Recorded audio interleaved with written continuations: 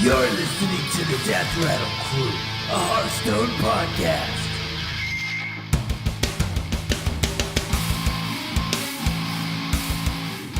DRC, ladies and gentlemen, welcome to the Death Rattle Crew, a Hearthstone podcast. This is episode 6. I'm your host, Mike Tattoo Hearn. Before I introduce the other host this week... Episode 6. 6? Did I say 6? Man, 16. You know, I don't even know what to say. 16. Episode 16. Yeah. There we go. It's late. Episode the next one. Yeah. Those of you who are subscribed from week to week know that we're a little late with this one. So we are normally film on Saturdays. We're filming this on, I guess this is what, your Wednesday morning, guys? My Tuesday night, right? Yeah. Probably, yeah. So we'll call it a solid Wednesday because by the time they actually download it, it'll be a solid Wednesday. So we're 3-4 days late. We've behind schedule and probably have detention now, I guess. So, if you haven't listened to the show before and you're wondering who those two other fine gentlemen you're hearing, I'll get to them in just a second. I just have one real quick important thing to get to. The Pit 2, which is scheduled to be run on May 30th of this month, we're actually going to have to postpone it. A couple of things have come up, and we're just going to have to push it on to another date. I'm going to be sending emails to those of you who have registered for it, so you're not going to let you, just leave you hanging out there. But we will open registration back up as soon as we figured out a new date for that tournament. So again, the Pit 2, May 30th, is going to be postponed. The new date is to be determined. So with that out of the way, let's go ahead on to our other hosts. Matt Mushu Hill, how you doing, sir? It's 10 a.m. in the morning. It's probably the earliest I've gotten up in a while, and I'm doing all right. Slowly kind of all coming together. Nice. And Mr. Avery, how you doing? In the exact same time zone as Matt, so I'm actually also extremely exhausted, but it's good. We can roll. We're what they say, men of the night. Yeah. Indeed. Nice. Some Night's Watch bullshit. So Game of Thrones reference, but anyway. Not getting up before late midday and just staying up until... Yeah. Staying up till 10 a.m. is probably like a more consistent thing than waking up at 10 a.m. at this point. Oh, wow. Okay, I don't think I could do that. But, yeah. Kind of an old man. Like, the latest I slept, like, recently was maybe, like, 3, and that's about it. But I feel more alert at that point than I am, like, now. I've been consistently pushing the 5 a.m. barrier. It's that's hardcore. Yeah, it's a sign of one who's not living an actual life. Yeah, just eat, sleep, Hearthstone, repeat. It's basically my life at the moment, and maybe work every now and then. But yeah, just when you feel like it. Yeah. That's why I have so many goddamn water bottles on my desk. It's just I have to. No life. I'm still disappointed when you told me that they were water bottles and not other bottles of other liquid types. Just wake up and just get absolutely shit faced, and then Hearthstone repeat. Yeah, it's the real reason why I'm not legend. It's you can only play so well. Smash Daddy Mind on water. Tell Fulson that. I mean, yeah, for real. I'm of the belief that there's iced tea in that whiskey bottle. Oh, you're calling his bluff, huh? Calling him out. DRC confirmed right here. Yeah, it's fight me IRL. No, but then I suppose he does do shots. But I feel like he'd find a way to balance it out over the stream from not just taking it all down. Otherwise, he'd be wrecked. That's true. That's right. Yeah, he's got to balance it over the stream. Last the 8-10 hours. Make his apparently 18 grand a month. I was told is that is that's pretty insane. Yeah. It's good times. No wonder he just doesn't want to join a team. He doesn't want to split the money. If viewership gets you there, man, I guess that's what matters. Man, I remember like on Fight Night where he was just like this skinny guy who just showed up when Managarian started playing. And he played all like these weird decks, and it's like I don't know, it's basically from where he was to where he is now. It's like completely different because I had no idea that he was like this kind of person. Who just it's basically seems a lot different to how I initially thought he was. But that being said, I didn't really see him in a streaming context when he was on Fight Night. He's definitely stacked on the old the weight though. But I guess definitely. But that's like that. You look at everyone. Like you look at Trump, you look at Kalento. They've all like sort of put on a few on, but that's just like the life of playing Hearthstone. It's just a factor of if you play this game for like 10 hours a day, there's a certain amount of legs moving that you can actually do. And I feel for them. It's just I know the pain of sitting playing video games for 10-12 hours a day. It's like certain things in your day need to be cut, and physical exercise is definitely one of them. Oh man, though, look at him. He's a beast of a lifter. Who? Lothar. Yeah, Lothar. Yeah. He's He's a machine. But he doesn't stream, does he? I don't think I've ever seen him stream. Like he's streamed not as the much. Kingwin. But I've seen him stream a couple times. He streams, but not often. Yeah.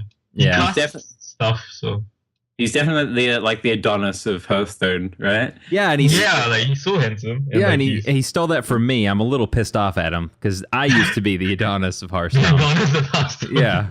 It's I don't know. He's just got more tats and shit. It's just he's and he plays a lot of soccer apparently. And is quite good at it. So I don't know how good you are at soccer. Oh, not very good. I suppose it's not an encouraged American sport, is it? No, soccer. It's played. No, it's more baseball. Like I played American football growing up a lot. But, hand egg, as they call it. Hand egg. Yeah. That's really what it should be called. Fantastic game. Yeah, but we refer to as gridiron over here. Why do you call it soccer? Why do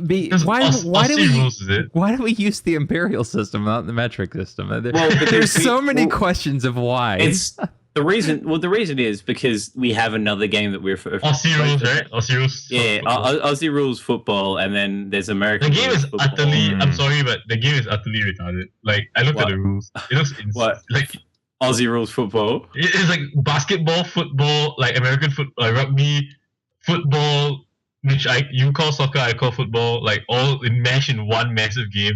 The pitch is not consistent. It's like an oval. It doesn't make any sense. Yeah. You gotta bounce it like every few steps to like demonstrate that people can challenge me for it. But then like everyone kicks it for I don't know. The game just is unbelievable. It's just so big. Like we have like a few national sports, and it's just like it's basically divided between Australian rules football, rugby, and cricket as like the big Australian sports. Mike, you know this game? Do you know Aussie rules football? I've seen it. I think I have anyway. Go read the rules. It sounds so spastic. It doesn't I don't know. It doesn't make any sense to me at all. Like it's just a hybrid of like 5 games. It's a pretty big hybrid. It's it's definitely not a world game. Like we have the yearly thing where we go over to Ireland. It's called like the All Australian team, and so like people from the AFL are selected to play against Ireland and play. It's called Gaelic football, which is a combination of like AFL football and soccer. Where you can either score goals in a soccer goal or score them in like the post type American football. What the hell? So yeah, check it out. It's actually so much. Gaelic football is so much fun. Can you tackle them? Can you like take them down? Yeah, you can. Only if they're you can tackle them if they're like because you can play. It's a soccer, well, a football round ball, and so you can run with it in your hands if it's above your waist, or if it has to kick it if it's below your waist. So you can I'm pretty sure you can get tackled if you're holding the ball / bouncing it. But if you're playing, can I drop it like when he's running? I drop it and then I start dribbling away. Well, you can dribble it and everything, yeah. Oh, you mean like football dribble it? to avoid tackles. Like a guy's running towards you, like so to make it illegal, you drop the ball and then you like start dribbling it with your feet. Probably. It feels like it's hella cheesy, doesn't it? Yeah. It's cheese. I don't know. There's probably more intricate rules. Yeah, that's really true. We played it at, like we used to play it at high school. And it was Gaelic football, or we referred to it as speedball, but it was good fun. It was just because like the oval isn't as big as like an AFL one, because those things are huge. Oh yeah, they look massive. Yeah. Fitness is a big part of it. It's Of sport. man. For sure, So, man. Yeah. Opening tangent, am I right? Just Hey, that's all right. We got 2, man. Well, of course. What podcast is this about again? yeah, Like, exactly. I don't really remember. So in case you've forgotten by listening, this is a Hearthstone podcast, and you can subscribe to it by going to your podcaster catcher of choice, iTunes, Stitcher, whatever it may be, or you can find us on YouTube or Twitter and I already said YouTube and Twitter and just look up Death Rattle Crew. So guys, I guess we will just go ahead and get into meta anatomy. DRC would like to thank Brainiacs for their support of this podcast. If you have a tech idea for improving your business's workflow, Brainiacs can provide a turnkey solution to specifically fit your needs. You can contact them at www.brainiux.com.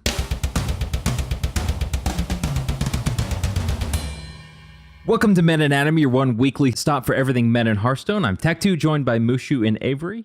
So, guys, what's going on this week in the meta for each of you individually? I'm not going to go first because I have a sad story.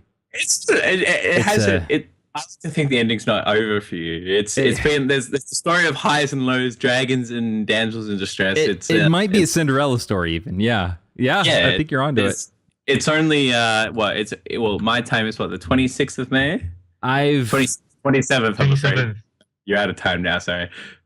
I've got a couple. I'm trying to think of how many days are left. My time that I can actually play. I have maybe a day and a half left. Depending, maybe tomorrow. You were pretty like AFK recently because of the in-laws situation. This weekend I was not on at all. Okay, we'll just do me first. Fine. So yeah, this weekend, we as we said earlier, we didn't record the podcast. It's Memorial Day here in the U.S. of A. So we had a lot of places have Monday off. So my wife's uncle, brother-in-law, and a friend of theirs came over, and we just played board games all weekend and had some food and drank some drinks. It was a good time. They're big board game nuts, and so they brought a bunch over. We probably played a dozen games. I could be wrong. So told my brother-in-law Micah about the podcast. So Micah Dutro, here's a shout out to you. He's subscribed now. So but yeah, forcibly. As subscribe, you're not part of the family. Yeah, exactly. You should have explained. You will never come over again. You should explain to them that Hearthstone is in fact a board game. There's a board and it is a game, and it's a game. Yeah, might be virtual, but there's a board and a game. Right. And then Monday, my siblings came up. So my brothers and my sister came up. My sister's just graduated college, and she's going to get her master's degree now. So she's leaving Tuesday of next week, I think, or someday. So anyway, we hung out, played some video games, and and then I was sick all weekend long. So that it was not a fun time. So any free time I had was spent in bed going, but anyway, besides all of that, the time either last week and then this week I had made some really good pushes. Picked up my Control Warrior, made a few edits to it, and made a nice push all the way to rank 2. And then the tragedy struck. The cards were just not in my favor. I'm trying to think of really bad analogies. I've dropped down back to rank 4. It's a sad tale. I've tried, I don't know. So I've played a lot of games of Control Warrior. I've tried some Handlock again.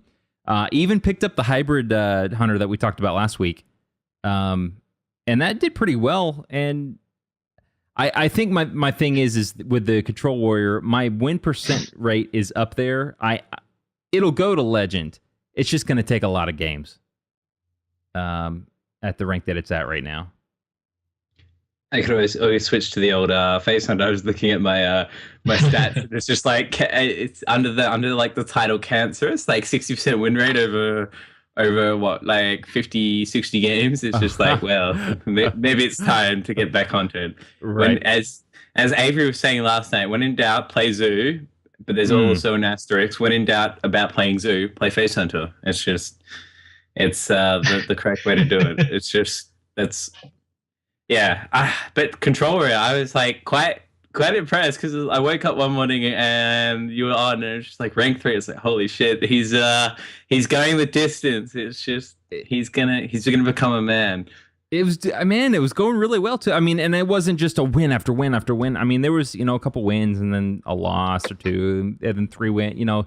It was still a good win percentage. I think before the fall, I was somewhere around a 57, 58, 59% win rate.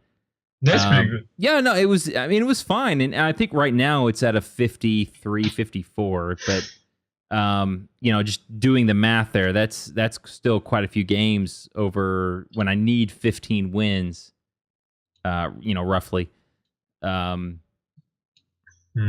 Yeah, it's gonna be rough. I don't know if I have the time. I don't know if this is my month. You have the time. You just need to crack out that magnificent 1+1 and install it on your phone and play at every opportunity and just grind it. You need to be in bed grinding. Yeah, right. That's what I started. Well, I started playing on my EU account before I went to go to bed. But yeah. Anywhere and everywhere, basically. That's the way to do it. So I've learned this much for anyone out there who's married, has a full-time job, and hits legend. You're amazing. That because that's where I'm at. If you're all of that and you have kids and you hit legend, you're a god. I don't know how you do it. I really don't know how you do it. Or if you're like a 20-year-old student. And you don't hit legend, you're just shit. It's just that's really that's the other end of the spectrum. What? This is why we expect Avery to hit legend every month. That's right.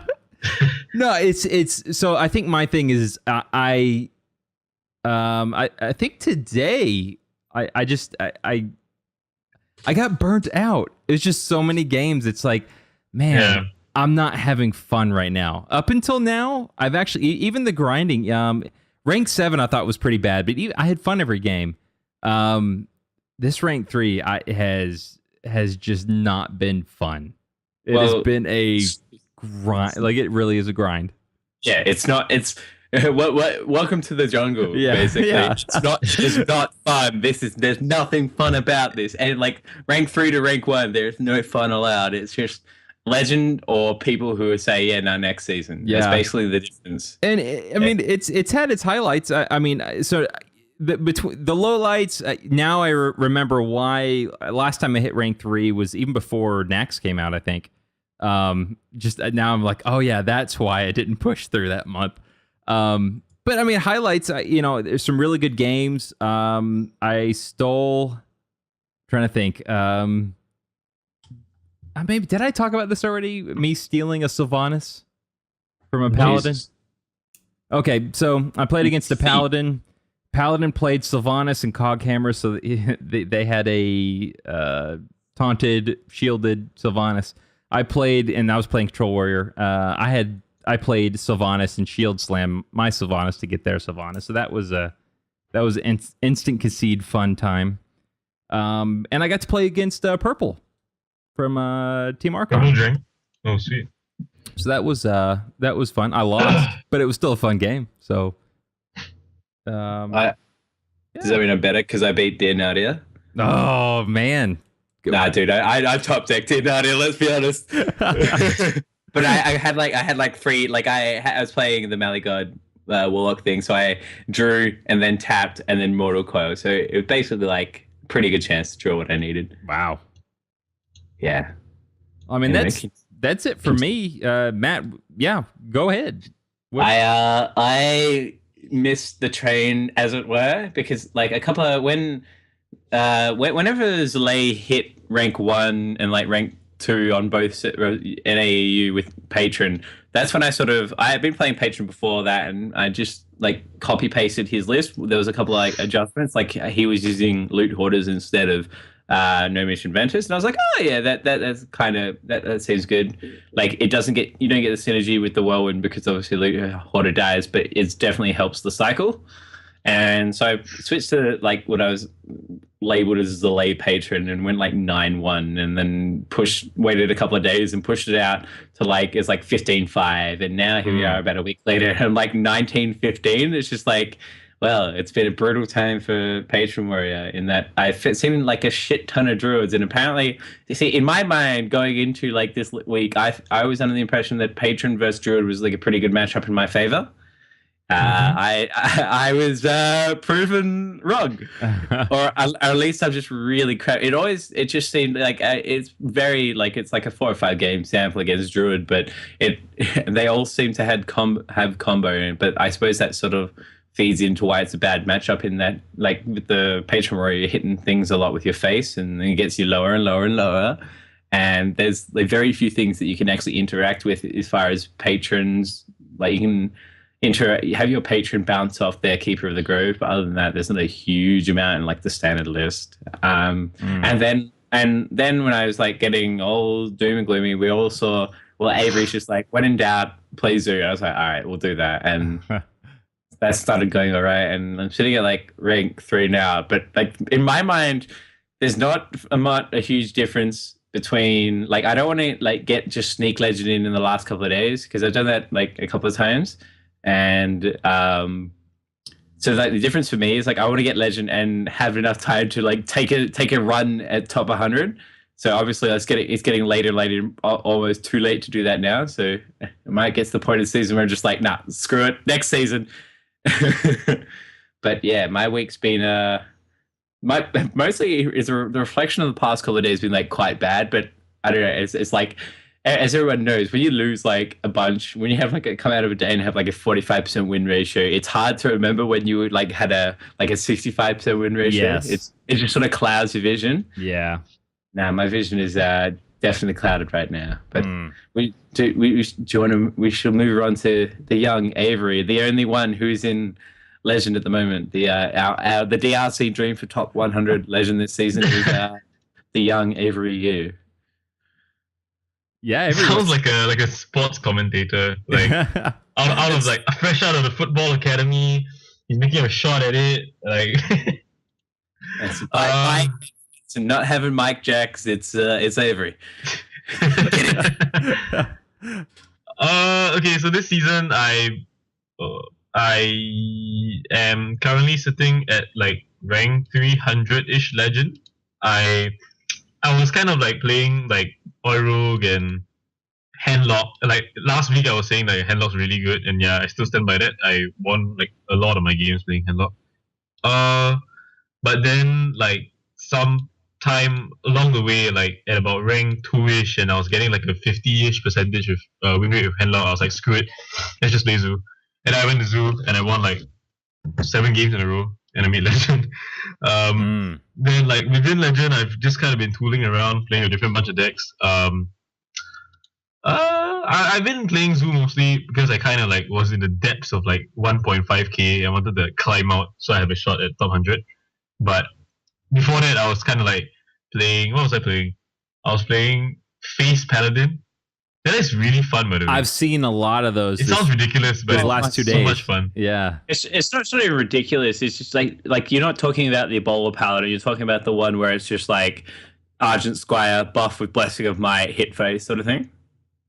Yeah. Like that's what I've seen. Ebola Paladin, do you mean like Hobgoblin Paladin? Yeah, that's what I mean. Yeah. No, it doesn't play Hobgoblin. It's like Wolf Riders, Arcane Golem. Yes. Yeah. Blessing of Might.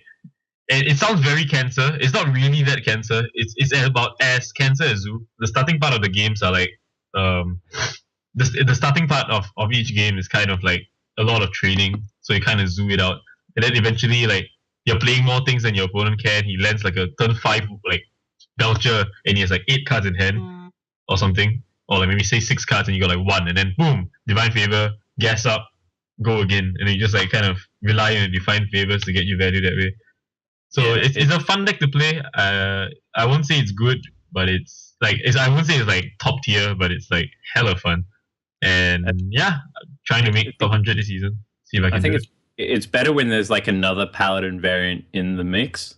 Oh yeah, it is confusing. Yeah, it's popped up a few times, like the Paladin aggro deck, and it's not nearly as consistent as Face Hunter or Zoo, just because of you have to draw into your draw engine, which is bit hard. Yeah. It floods the board really well though. I mean, like Master and like Knife Juggler, you know, you can kind of just wreck like all sorts of decks doing that. Yeah, it's definitely since Master was added in GVG, it definitely got better because you filled out the Paladin curve and shielded mini twat, as I like to refer to it. It's just so good. It's so good. Like that's the thing. But and it can have like such amazing opens in that Argent Squire into Blessing of Maya it's just so dumb. It's like, well, like you're against a Paladin and then like he has no turn 1 or turn 2 play and you're like boom, 4 damage in your face again. You hit him like 3 times and suddenly he's on like 15 on turn 3 or something. It's pretty insane. Yeah, but as you say, they do run out of steam. Like I was playing when I switched when I made the Hail Mary switch to Zoo.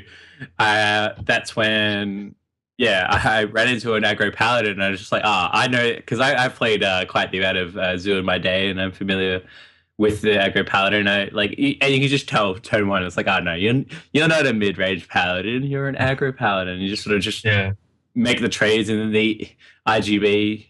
The imp game boss, for those of you playing at home, is quite favorable in this matchup because he keeps on trading and you just eventually outgas him, and then maybe Mal'Ganis just to make sure you don't die. Whatever floats your boat, I guess.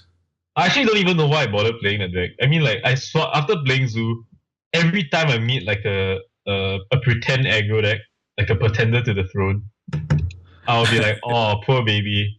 You got to face against like the mammoth that is this mid-range Zoo deck. It just like completely destroys any like fake aggro deck. Like Face Paladin, that Flame Waker Tempo Mage, no matter what build, like it really doesn't matter what build of it is. Like Zoo just destroys it. It can't trade properly against Zoo. Zoo's just so efficient, and like even like attempt to like mech shamans or mech druids, like Zoo just stomps all of them. Which is why when people start getting a bit dicey and start playing like a bit more like controlled aggro things, but they don't really want to be playing Face Hunter, that's when they play Zoo, because Zoo just destroys everybody. Against Face Hunter, Zoo's kind of like 50-50, but that's the only bad aggro matchup. Every other aggro matchup is amazing. Like, if you know what you're doing with Zoo, you know how to like sequence your juggles or your Direwolf alphas and like abusives. There's no way you like, okay, I won't say no way, it's very difficult to lose to another aggro deck because Zoo's like the most efficient aggro deck. Particularly when you know how to like throw knives. That's the best. Getting better at throwing like the juggles at the correct targets. That's the real key with Zoos. When you can pick when you hit like 500 wins on your Warlock, you can like choose where the knives go. There's like an extra cursor that comes out. Yeah, DRC confirmed. There you go. It's the real reason. It's the real reason we all play like Zoo until 500. It's just like being able to hit knives is just so ridiculous. It's really what you want in life. It makes all the difference. It really does. But games are won and lost on Knife Juggler. Yeah, it's that's the one thing that like I guess sort of really annoys me is like sometimes the games. Well, it happens less with the mid-range Zoo, but sometimes with the aggro decks, the games are just over in like turn 1, turn 2, particularly in the mirror match. In that, it happened last night. It's like he just had like a better opening. Like I think I opened with, I don't think I had a 1-drop, and he had coin, and he just went Flame in Voidwalker, and I was like, well, yeah, that's the whole game right there. It's like shit. I Actually, do. if you have implosion, you can kind of come back. Implosion's like your Yeah. catch up card against Zoo. But like so yeah, that's a it's implosion is okay, but like so if I'm starting 2 minutes behind, it's really hard. Like it has to be implosion plus juggles basically to catch up. Not necessarily. I mean, like if you land an egg that they refuse to clear, that can help a lot. As well. Yeah. Like, Yeah. like That's- an egg like that just like sits there. I guess avoid walker makes the egg a lot worse because you can't like power overwhelm their 3-drop. But yeah, there are ways to come back. I'm kind of not impressed by the. I mean, like it doesn't come up very often, so like I don't play with it that much. I'm not impressed with knife juggler implosion. Man. Like it doesn't do that much. No, for it's me. just sort of like a win. A little bit extra. Yeah, it's like half a cut or even less than half a cut of value. Like if you roll 2 on the implosion, is that like it's pointless. Like why did I wait to turn 6 to do this? I should have done this on turn 4 and a better target. You know. I don't think I don't ever wait to like do knife juggler implosion. Like if it happens, it happens sort of thing. But no, I'm not trying to. If it's on turn 6 and I have it, I'll do it. But yeah, I'm not like no, I'm not going to play my knife juggler because I'm going to wait for turn 6. Yeah, it's just. Oh no. I mean like a bit like a you have a knife juggler in your hand. You're on turn 4. You have Defender of Argus or Implosion. Both are like pretty good, and you're like Defender because I want to like since I might as well, right? Like yeah, I have 2 good can options. One can be done later. One doesn't need to be. So like you Defender first, hit, trade. Turn 5, you draw like low tap, so you just low tap and trade. Then like sweet, turn 6 is here. Like I never really attempted to like force this, but since it's here, it happened, and you're like so excited, and you do it, and it does like nothing. You roll a 2 on the implosion, you're like, god damn it, the knives are completely pointless. Whenever you roll 2 on implosion, it's just the game should just end. It's just like you lose. You're rolling too low to win this game. It's done. Hey, apparently I'm looking at my warlock games, and apparently I have 100% win rate with handlock version 1.2 over one game. So Whoa. I switched the deck, the handlock deck, and play one game, and I was like, yeah, no, that'll do it. That's enough for me.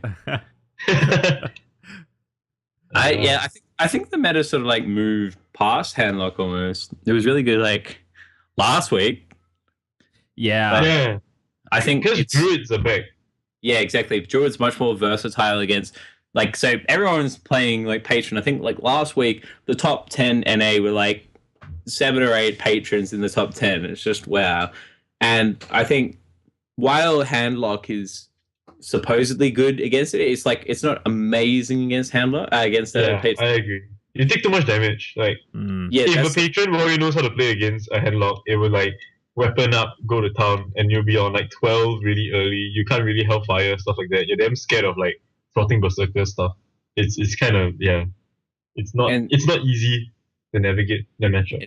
It ain't easy being cheesy, and that's where I guess the druids sort of come in. Is like they're much better at like they are good. They do a similar thing to handlock, and they just they're able to throw up these decent sized walls, and like they can basically they just do so well against patron, and just it annoys me. I'm gonna have to get on the druid train to get myself to leisure. It's just like I think that's like my second most played, like closest to gold is like druid or something. Get on the druid train and just play my not even like wrath my way. Just like I think it's really just like the lack of things that tradable with patron that make it so like harsh to play against, and then that sort of killed that, and then. So yeah, Druid is attempting to counter patron, and then now so we're going to see more Zoo, right? And everyone's just going to be like, all right, it's Zoo time, boys. Start and end of the month, and then. And Zoo's not even that bad against patron. Like, if patron doesn't land a Taurasian on like turn 6, it's kind of like wild growth, no wild growth. Like for Druid, like every matchup gets better with wild growth, right? Almost, but. In patron against Zoo, I feel like it's Taurasian. If they can land a good Taurasian, they win. Like they win like 75% of the time. If they don't have Taurasian on turn 6 or 7, Zoo wins like 65% of the time. Like the matchup just swings that way. That extra 1-2 turns is the entire game. Because like Zoo now has so much burst with like Bane of Dooms and Doom Guards and Power Overwhelms. So like a lot of like the last part of the game can be easily cheesed out by just burst damage. I think it also has a lot to do with the start. Like it's that classic Hearthstone adage of warriors have fiery war axe 100% of the time. It's like, Oh yeah. No, if they don't have it, then Zoo just like flourishes. It's just everything just gets amazingly big. And even if they have fiery war axe, it's just sometimes they just lose because of like you can just outboard them and just keep playing things. And that's what this Zoo deck's good at. Like the current like mid range version is good at like the turn 4, turn 5, turn 6 situations because like it is built on like getting ridiculous Void Caller. Like Void Caller is so scary, so you don't want to touch it. So then what? You don't touch it means he gets 3 damage off of it. So he gets 3 damage off a value plus he trades it, or he like Void Terrors it, and then boom, Doomguard 5 more to the face. Like holy shit, that was the greatest turn 5 I've ever seen.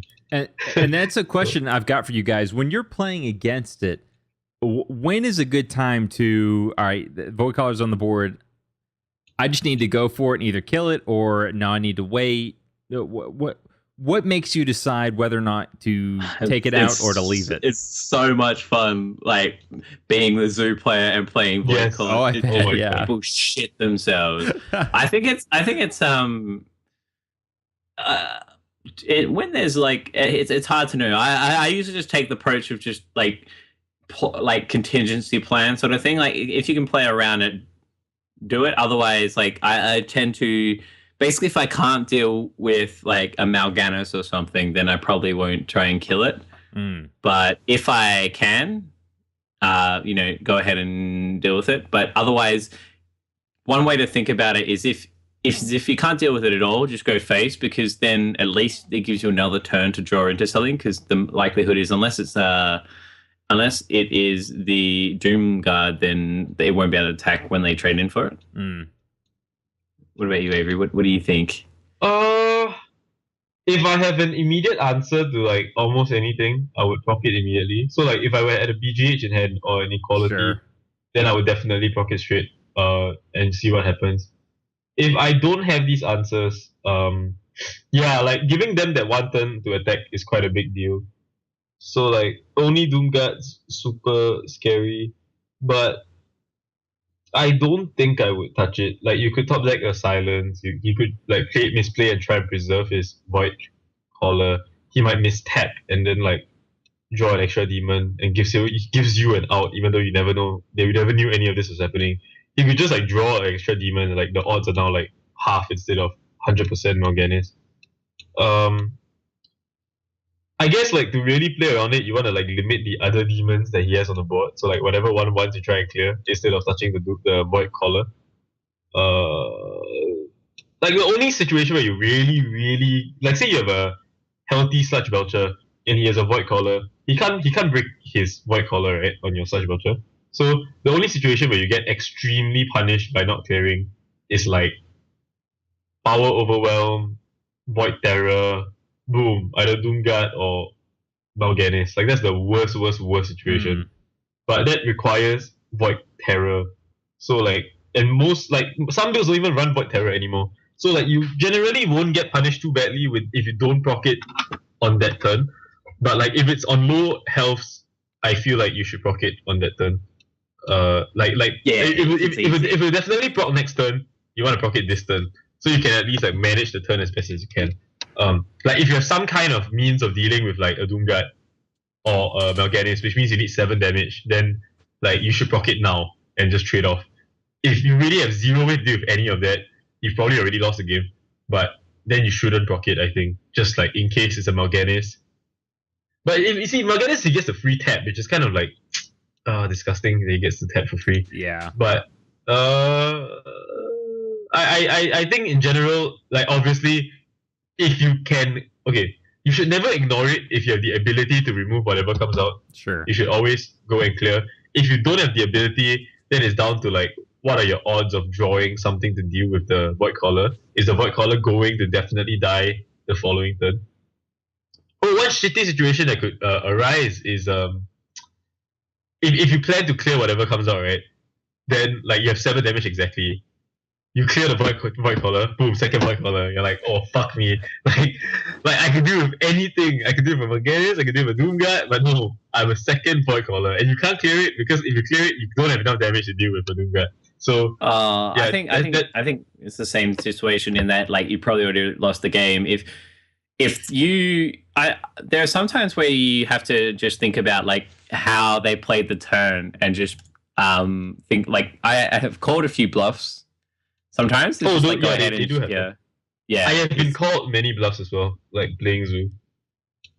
I don't think I've never been in a situation where it's like obviously they just call my bluff. I think I baited quite a few hours with the old void collar, but yeah, I think sometimes it's just like you're just afraid of like the worst case scenario when I remember like also like an imp gang boss or something can pop out, or like I think the absolute best thing to pop out is probably maybe a void walker. I don't know, maybe flame imp's a little bit better just because there's void walker. I think void walker is better.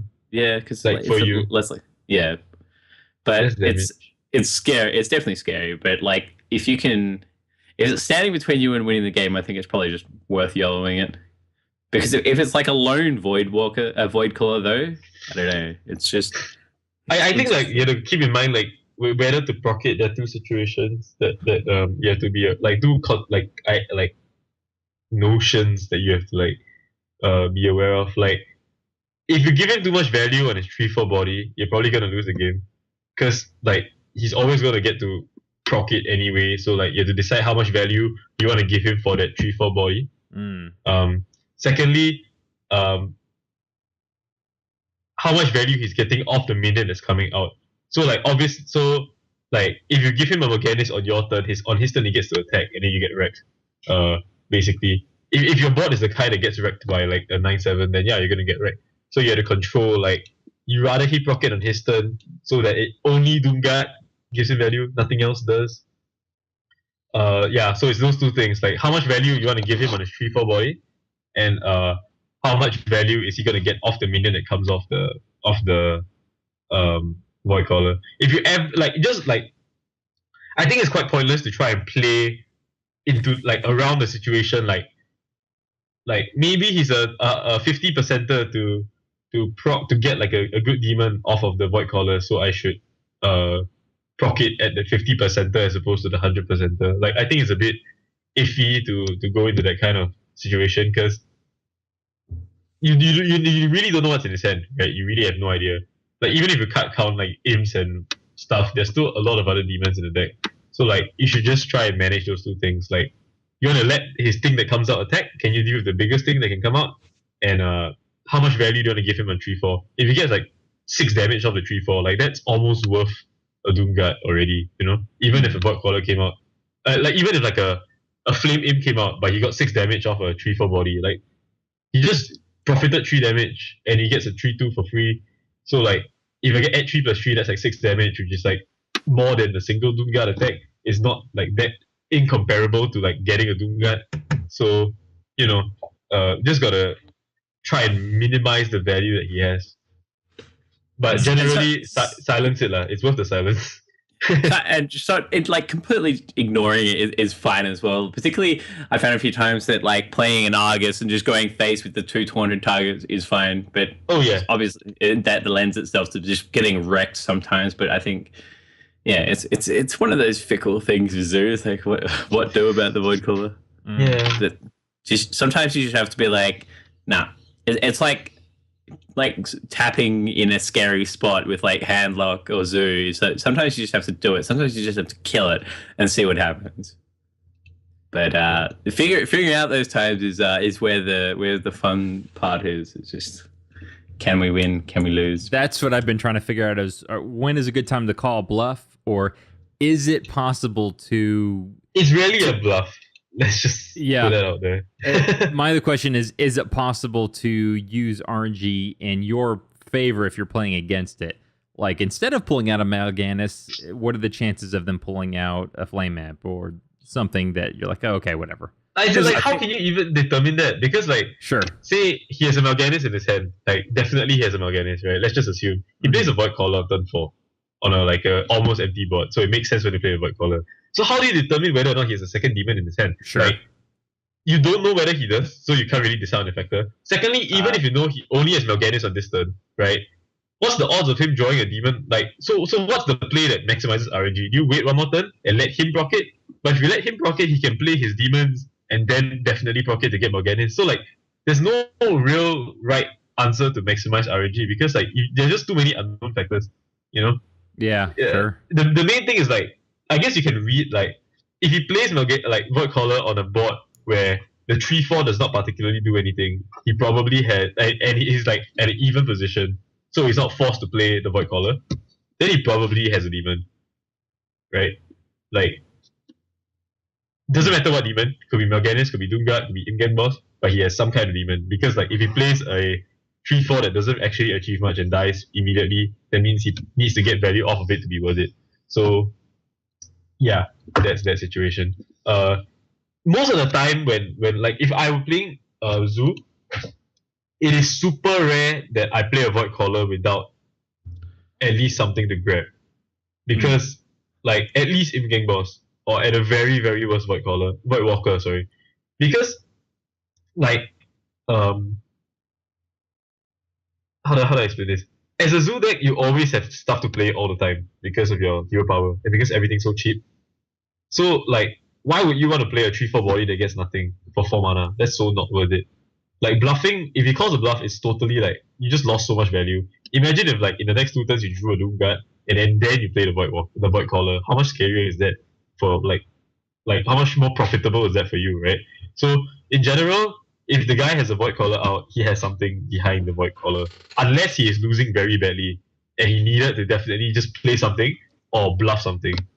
If it's like even or ahead, there's really like very few. I maybe I don't watch enough streamers, but I personally would never just play an empty Void Caller. If I'm even or ahead, I'll wait for the value. Yeah, that's my opinion. Yeah, I think it's kind of like implosioning a 4 health thing, like for the fun of it. Like, why would you do that if you're even or ahead, right? Sure. So I think you're right. Basically, the amount of times they're bluffing is so small compared to the amount of times they're not bluffing. So you should silence it and trade it. Is I think that's the there's a play. Yeah, I think because it's just it's definitely the more profitable play to silence and trade. Does it answer your question, Mike? Yeah. Is there more? Yeah. The card's so good that it's worth the silence. I mean, there's nothing else really worth silencing. I agree. There's so many situations where like they silence is like, please, I'm holding another Void Caller. It's just like this is the real game. It's right here, and that's why it's sort of, I guess, it's a bit biased from my perspective in that like I see like I can see my cards and I know when like silencing it is good and bad. But yeah, it's always better to silence, I think, because the scary thing is so amazing. It's just good value. It's really good value. It's just, and the thing is, it's only in the deck now because like it's like only ubiquitous in Zoo now because of in-game boss. Without in-game boss, they're just a little bit too few demons to make it worth it. Sure. Like in-game boss is what pulls it over the edge, and Bane of Doom, I suppose, like to synergize with the Void Caller. Attack. Then kill your Void Caller with Bane of Doom, summon 2 demons, win the game. Shit. 2 Mal'Ganises, then just win the game there. So Mal'Ganises buff each other, don't they? So you end up with 11 9, 2 11 9s. It's just double immunity, like +4/+4 to all like the random one imp you have. So now it's a 5/5. It trades for like a low tap. Holy shit! You're so ahead. Your portrait actually goes purple. It's double immunity. Just it's a good term. It's such a good demon. He looks so badass as well with his cool armor. Yeah. I don't like the art. I'm not a huge fan of the artwork. What? Just really? It's sick. It's sicker than direct. Just on the premise that it was wait, we're talking about Void Caller, right? Or are we talking about Mal'Ganis? No, I'm talking about Mal'Ganis. Oh yeah, no, Golden Mal'Ganis is ridiculous. I was saying I don't like the artwork of Void Caller. That apparently was supposed to be the original artwork for the Void Walker. But if you've ever seen a Void Walker in WoW, that's not like the Void Core is not what they look like. right. The Void Walker now is what they look like. Yeah. It's just completely wrong. But yeah. Void Walker Arganis- looks like Enigma. Like That, yeah. Dota. Is it the same like base? Like was the original Enigma in Dota like in like the Warcraft Dota, like Void Walkers in Warcraft? I have zero idea. I never played Dota. I was too crap at games. I wasn't allowed to play the Master Race Dota or Warcraft 3. But yeah, they're basically just like a I guess it's sort of like one of those interesting conflictions between I guess demons and darkness with the warlock type thing, because it's like there's pure like dark energy is what a void looks like, which is I guess less of the direction that Blizzard sort of went with the I suppose void and demons is interesting, but yeah, the Void Terror is disgusting. Holy shit! Yeah. Horrible. That's what they look like in the game as well. It's like Really? just, Oh wow. yeah, with like, and they're basically like they're pretty big, but the idea is like what the void of the gap between worlds and things like that, the darkness that the warlock taps into that. It's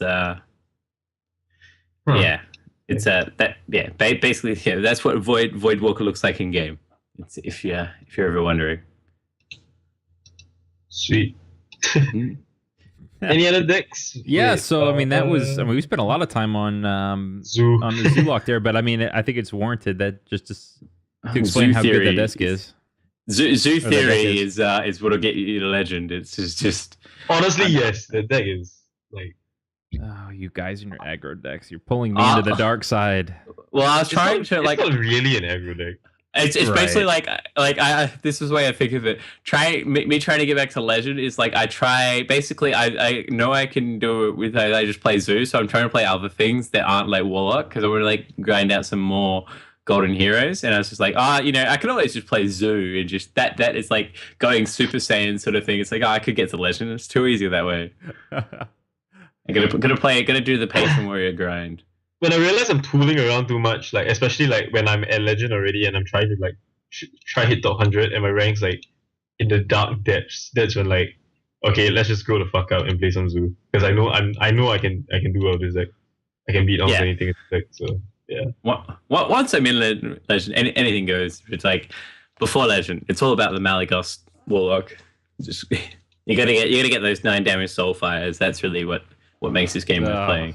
You gotta get those segues. Is that what this is? Kind of. Nah, there's really me just wanting to plug the Malagod Warlock Dragon thing. It's so much fun. It's just maybe not the most competitive deck, but it's definitely like when you win with it, it's just sort of like I'm the greatest human alive. Well, like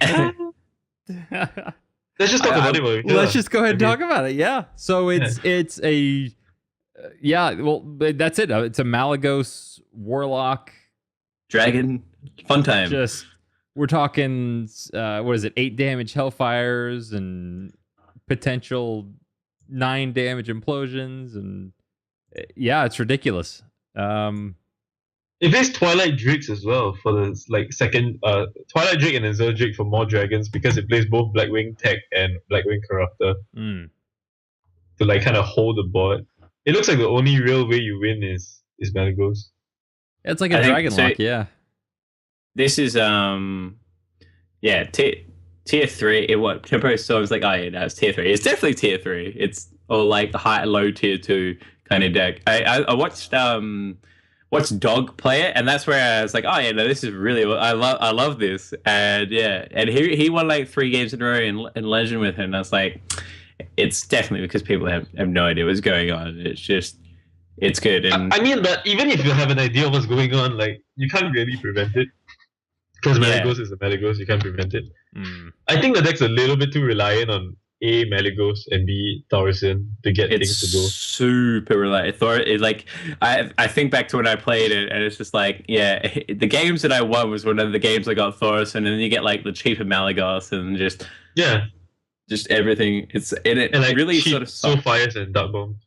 Yeah, it really sort of just sucks in sometimes because it's like you just don't have anything sometimes. It's just it's when you get to like, because it really suffers from a lack of like late game other than Malagos. Yeah. If you don't have Malagos and like basically you need Malagos and at the very least like a Dark Bomb or Soulfire, and you really want Malagos and a Dark Bomb and a Soulfire, because that just means that'll basically kill anything. If you have a Malagos on board, and then you can play Dark Bomb and Soulfire, that's basically where you win the game. It's got a really strong mid game just by function of like the Blackwing Corruptors and Twilight Drakes. It's just and Implosion. It shines in the mid game, but and sometimes like in the early game that is just get too far. Like it has a really shitty matchup against Face Hunter because there's not enough, I guess, defensive things in it. Like you've got two heal bots, but that's it. But that's really like it just really sort of slows the bleeding by that point. And because like Hellfire is like negative clearing because you're still dealing damage to yourself, it's really not good. But now that there's like, I guess as you were saying before, Avery, there's less hunters at the moment because all the hunters already made it to legend, right? So it's I think it'd do all right against Druid. I think it's because it's like slow, but it's not that slow in that it's like a mid-range focus. And then, but who does this beat? Like more so than Handlock already. I'm really curious. I haven't played this deck at all, and I watched a streamer play for a little bit, but I wasn't that interested. So I think who does this beat that Handlock doesn't beat? That Handlock doesn't beat. I don't know if it like you're kind of like playing a more like you're basically playing Handlock with more like earlier defensive options because you don't have like the enormous molten like bodies. Giant plan. Yeah, so you gotta play it like you fill out those slots with more like things like Chow and Azure Drake and Blackwing Tech, right? I think it does like well against it. I think it does better against Control Warrior than Handlock does. Just by function of like it's even so like the thing with really Handlock, I suppose because you have a lot of like value bodies, right? Like Azure Drake, yeah. It's much more resistant to I guess like being cleared. So like in Handlock, basically like the Control Warrior has enough clears to clear all 4 your giants, whereas with this deck it doesn't really matter if they clear it because you're sort of like using it to funnel yourself to like the Malagos. But if you armor up, then you can't really get your Malagos endgame going. Right? That's true, but like I think there's enough like mid game to keep pressure on them that they shouldn't be able to get to like 50 armor. Like basically, if they get to 50 armor, like I think most matchups are going to win. But yeah, I think just because by function of how slow Control Warrior is. So good though. I'm looking at the deck. I'm like, Death Bite is insane. And like turn 9, if you're not like leading, I don't see how you beat Control Warrior. Like. You're playing double anti-Q bot, Twilight Drake. Okay, like it looks like it's gonna gas out very early because a lot of early game stuff, right? So Twilight Drake's not gonna be that huge. Your Azure Drake, Blackwing Corruptor, both die to Death Bite. Low tap Taurison died to the second Death Bite charge. Death Bite is crazy against this thing. I think Zombie Chow, so there are early targets for the I guess like what's the card? Blackwing Tech, that's the one that stands out. Like on curve, it beats everything that warrior can be doing. Well, look at what dies just without weapons that you would do as removal. So like you're saying, Emperor Thorazin, Lotheb. But even those they die to like a Death Bite plus an extra 1 damage. Yeah, so maybe a whirlwind or something. But still to say, generally you're going to be running 2 executes and 2 shield slams. So and there's only 3. Priority targets. Yeah, it drops in there that I'm like, oh, I can't kill this immediately with a weapon. Everything else dies to 1 swing, regardless whether it's like you were saying, because I know sometimes you hold that charge of a Death Spite because you need that 5th point of damage. Yeah. But yeah, you're right. There's really no threats there. Okay, I guess Twilight Drake. Maybe Twilight, yeah, sure. Warrior, you can go the tap Drake plan. Yeah. And then like pray they don't have execute or like even I don't think Shoe Slam does it in this situation, right? Tap. Coin Drake, yeah, I don't think Shoe Slam's good enough. So, like, you just hope they don't have execute. So maybe Twilight Drake can be done and execute, but everything else, all your value bodies all die to Death Bite, and we don't draw, like, or a Warx plus a ping or something. But is this like against Patron Warrior? Yeah, it's alright. It's alright against patron, but it suffers from like the same, I guess, drawback as handlock is like you're tapping a lot of the time, you're getting lower and lower and lower. The thing about like I guess like the win condition against handlock is if they're clearing everything with death bite, hopefully they're taking enough face damage to the point where you get like the Malygos Jizzworthy like Soulfire Dark Bomb bit. Like so while you're throwing out these value bodies, and that's the whole point is to like get them to smack their face against it hopefully and get them sort of like the 20 markish. But yeah, the lack of like turn 7 and 8 or 7 8 even like 7 8 9 sort of thing, because Malygos like sometimes it's like really hard to play just because it'll just die because they can just throw everything they have into it. But obviously 12 health is resistant, but it's very prone to execute. But like I suppose that feeds into another reason why it all these like I guess these very strong like Blackwing Corruptors and stuff are good, because if they're not dying to death bite and they are burning executes, then that's much more chance for your Malygos to live and just blow them up the next turn. Yeah, where's Dr. Boom? This isn't a real deck. I don't see Boom. That's actually true. I feel like this deck would love a Boom, right? It might actually maybe take out a. I don't know. I think you can probably take out a Heal Blood. There was a. It's just like seed the matchup. Like just give it up. Like fuck it. Let's just lose to all forms of Hunter and try to beat everything else. Yeah. Or maybe which is a fair strategy if your deck is really that bad against Hunter already. Right? Yeah, sure. I guess he looks like this. Whoever's built this he's trying, because he's got double Chow, double Mortal Coil, double Hubot. So like it looks, and a single Defender of Argus. So it looks like he's trying to beat Hunter kind of. So maybe that's not the plan.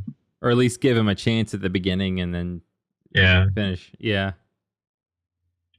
It's trust me, it's so much fun when it curves out, or even like if it doesn't curve out and you just get to play Malygos and do like an 8 damage Hellfire. It's just really fun just because of like the potential to just do ridiculous things. And that's like it looks sweet. I'll never play this, but it looks sweet. I'll never touch this deck. I mean, I don't have Malygos as it stands, and I'll never craft it unless I open it. I crafted it for this. That is like I was just. Are you serious? I was disenchanting like my gold rares and shit. I was like, yeah, no, I like this. I'm gonna give it. It's worth it. I want to give it a crack. Just because like it's so funny. It's so nice to be like playing Soulfire again. Just like. Oh yeah. It's not the same though, because now it costs 1 mana. Remember the old zero mana? You just think back. It's just like it was actually like so like just broken as fuck. Just like all this disgusting free tempo. It's like as Zoo, you just like bam bam bam, soul fire something. Like holy shit, how do you come back from that? Like you have 3 minutes on my Nun, and like against Druid, and you like soul fired my like Yeti, and like oh my god, you're so ahead. And then it's because of Soulfire that you can Doomguard like for free. Like the original Zoo, like you Doomguard without any Void Collar shenanigans because you Soulfire something earlier. So you have no cards in hand. So like Doomguard becomes much better. Yeah, Doomguard was excellent, particularly in the situation where you like play. I remember like I won quite a few games where it was like Doomguard tap Soulfire for 9 damage. Just like the double top deck. It's just so good. It's so like disgustingly good, but there's the other like I remember the good old days. I played a different version of Zoo. I didn't play Doomguard because I wanted to play Power Overwhelm as well as the Soulfire for like massive burst. So I played Argon Commander instead. That was really sweet. Like instead of going for the 5-drop haste, you go for the charge. You go for the 6-drop charge with the ability to play Power Overwhelming. Because the problem with Doomguard and Power Overwhelming is that it's kind of like a non-bow. You want to hold both of them, but you can't if you want to play Doomguard, kind of. The amount of games that like hinged on what Doomguard discarded is like I need to keep one Power Overwhelming and one Soulfire, and you just like see them go, and it's like well, I guess I don't get to win this game. Yeah, like you're like I have 1 out to win. I have like a good 30% chance, and it's down to this one Doomguard. Like you just gotta rely on that. Fun times. And when everyone played Argent Commander, fun times. Yeah. That card's so sweet. Like I seriously love that card a lot. It's so much fun. It's just like there's just too much like 6-drop stuff that is better. Better, Yeah. yeah. And it doesn't fight any of its 6-drops. Like it doesn't beat Sylvanas, it doesn't beat It doesn't Thaurissan. beat Thaurissan. That's the best bit. It's like it doesn't beat Thaurissan. It just that's And it just rams and dies into a Belcher as well. It can't even clear a Belcher. It's just it's not just good enough. I think that's what the downfall of it began with Belcher. Yeah. I think it almost needs to be buffed to 5 attack, doesn't it? Yeah, sure. That's just too good though. If it's like a 5-2 charge, like isn't that just like strictly better than Reckless Rocketeer at a point? Because you got Divine Shield. Isn't Rocketeer's got? Oh yeah. Is he 5? It's a 5-2. It's sort of 6. It's a 5-2. No, it's a 5-2. Mm. Yeah, but how much does it cost? 6. It's 6. Yeah. So it's just like it's just directly a better card than Reckless Rocketeer, 100%.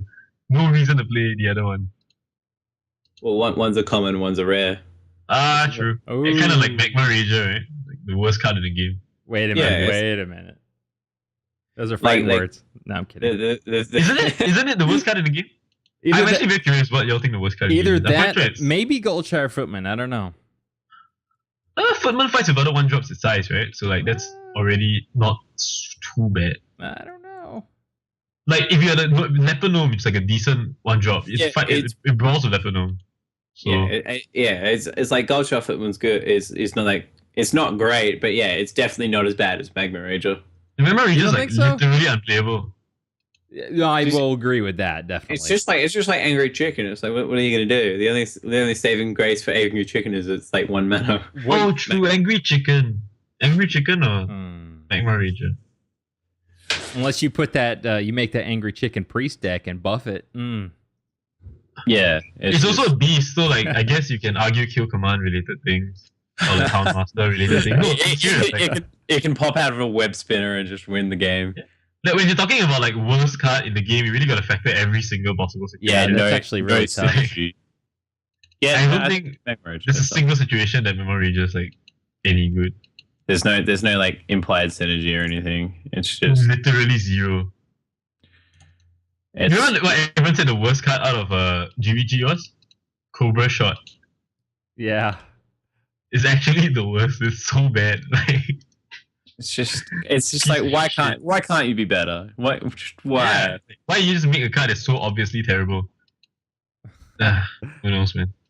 Anyway, Yeah, so I will put up a link to that Dragon Warlock deck in the show notes on the website. So for any of you out there that want to take a look, give it a try, you'll be able to find it and go check it out. The next deck we'll talk about is this mage deck, and I remember the first time I played against it this week, or I guess maybe it was the end of last week. With Control Warrior, I thought I had this mage, but no, they were ready for me. It's a Mage Domo mage build, and it's I don't know. I mean, what do you guys so think? it's basically a grinder mage. Yeah, Grinder mage being like something Strife Crow popularized on his stream and in tournaments. Like you play a deck that is so built on card advantage without actually drawing cards and without any real end game plan. Like it doesn't have any like combo or any sick way to win a game. Like his builds typically ran like 1 to 0 fireballs and like double polymorphs in its place instead. So it doesn't actually end the game. It just tends to like outvalue your opponent, and if it drags to fatigue, then so be it. The game will go to fatigue and it will like win the game that way. So this guy built a different version of a grinder mage. Instead of going for like duplicate synergy and mad scientist like duplicate value, he went for like a Acolyte of Pain ping kind of draw plan instead, which makes it more consistent because like when you're playing like small shits like Mad Scientist or Explosive Sheep, the or Hillbot even or Big Game Hunter, your duplicates are really inconsistent. So like Acolyte Ping is a lot better, and it is also just a better card face up against like against Face Hunter. I mean like straight up against Face Hunter. So. Yeah, all the deck plans to do is just grind, really just completely grind you out of the game. It's not good against decks that can like 2-for-1 you or have like basically so like its plan of surviving is like Ice Barrier and Ice Block, as its means of like gaining extra turns of the game. And it plays Alex, so like post ice block, it can Alex itself up and stuff like that. So it heavily built into the deck is that it's very good against any form of hunter. Because against face hunter, you play like double ice barrier, you play anti-Q bot, you have sheep, you got a ping to clear like wolf riders and stuff without taking damage. You got Alex to Alex yourself back up, you got Belcher, so the deck's and Ekla Pains. So the deck's already very built to be strong against any variant of hunter. If I play against even mid range or face hunter, hybrid hunter, your polymorphs do like a doozy on what's the card? Savannah Hymen, and you have a BGH for the Doctor Boom if they run that, and like you're just so and your like water eddies can just kind of like stop their weapon value as well. So the deck's really good against hunter. I really like the hunter matchup. Like when I feel like there's too many hunters on ladder, I just insta kill this grinder mage, and it really does strong work. The deck's also really good against Patron Warrior because you got double flame strikes and you got explosive sheep. So it's really good against Patron. Like I feel like it's almost unwinnable for Patron. This deck. What else is good? You got and water allies as well, obviously, and they can't kill you because like you have ice block up. They go all in. You're like on 1 health, and then you like flame strike and play like ice barrier, and then they really can't kill you. It's really good against Oil Rogue as well. They also cannot kill you. You just have too much damage. Like they literally can't destroy you. You just too much heal inbuilt in the deck. The matchup, it starts getting a bit tough when it comes to like Control Warrior. Against Control Warrior, I think it's 50-50. Oh, by the way, I know all this because I played this deck a lot. Like I played it in like one tournament, so I was like at the night before I played like 40 games with it or something. So yeah, I played a lot of games. Control Warrior, it's iffy. It depends on how much value you get of the weapons and the earlier stuff. Generally, it's really an attrition battle and who gets to get more value out of their cards. So it's completely 50-50 that way. Like it can't determine who wins that matchup. So what you're saying is it'll be good in a week's time when there's a million face hunters on the ladder. When first week of the season, it'll be most profitable deck. Just it's really bad against Zoo. Like it's kind of hard to beat Zoo, I feel, because Zoo can just out attrition and value you. You just kind of run out of cards, and then he like just taps, plays things, and like you flame strike a semi-weak board, but because that's all you get to do with your mana, and then he just taps, plays more things, like fuck, I'm out of flame strikes, I'm out of everything. What the fuck am I supposed to do? So yeah, it's not that good. Like if you play Frostbolts to deal with earlier stuff, that's when you know you're not really that good against Zoo. It's not that good against Druid, and it's really not good against Paladin because of the hero power. It's just too much, like too difficult to attrition out. Yeah, but it's really good against Patron, Oil Rogue, Hunters.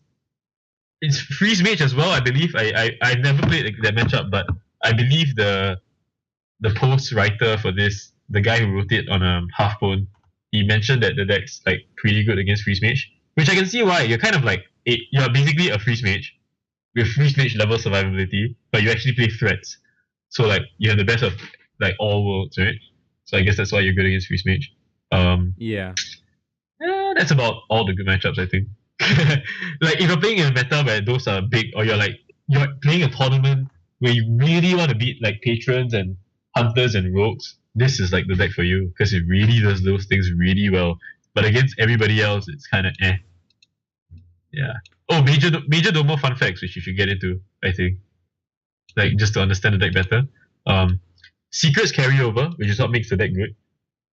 But armor doesn't carry over. Weapons carry over. Because I know this because I had a friend who tried like a Blingtron Major Domo deck, like for funsies. It was quite cool. You can Alex yourself after you Major Domo, because like Major Domo says your health goes to 8, but Alex doesn't say heal 7 or whatever. It says turn your health to 15, so your max health increases to 15, so that works. If you really want to beat this deck, like the way to do it, the smart way to do it is like if he has Major Domo out, you want to proc the secrets, then kill the Major Domo. So like if you have Ice Barrier up and you kill you proc the Ice Barrier, then you kill Major Domo, the armor from the barrier is gone. or if you proc his ice block and you kill a major normal, the ice block effect is gone, so you can kill him if you can deal 8 damage. So that's one like interesting thing to take note of. A secret, like obvious things like the secrets don't actually save him on his own turn. So like if you come down to fatigue or like he's a Baron Geddon up and he's really low, you don't clear the Geddon, you just leave it there. What other things you need to know? You kind of just gotta outvalue them and don't play into Flame Strike. And don't play any of the decks that I previously stated that this deck is good against. Because it's really good against those decks and it's really bad against everybody else. Oh, Handlock. That's the most interesting matchup actually. Handlock versus this deck. It's very 50-50. It's actually not favored either way, I feel. Like, yeah, your Flame Strikes don't really do that much, but you play BGH, you have double polymorphs. Like, you got Rag, you have some form of endgame with Sylvanas, Rag, Alex, Majordomo. So like, and now that Handlock can't really burst you down anymore, Majordomo's kind of a very safe play. So in that way, you know, you can't like it really comes down to the draw and seeing if you draw too many secrets against a Handlock, you probably lose. But you have your deck's kind of well set up to play an interesting game versus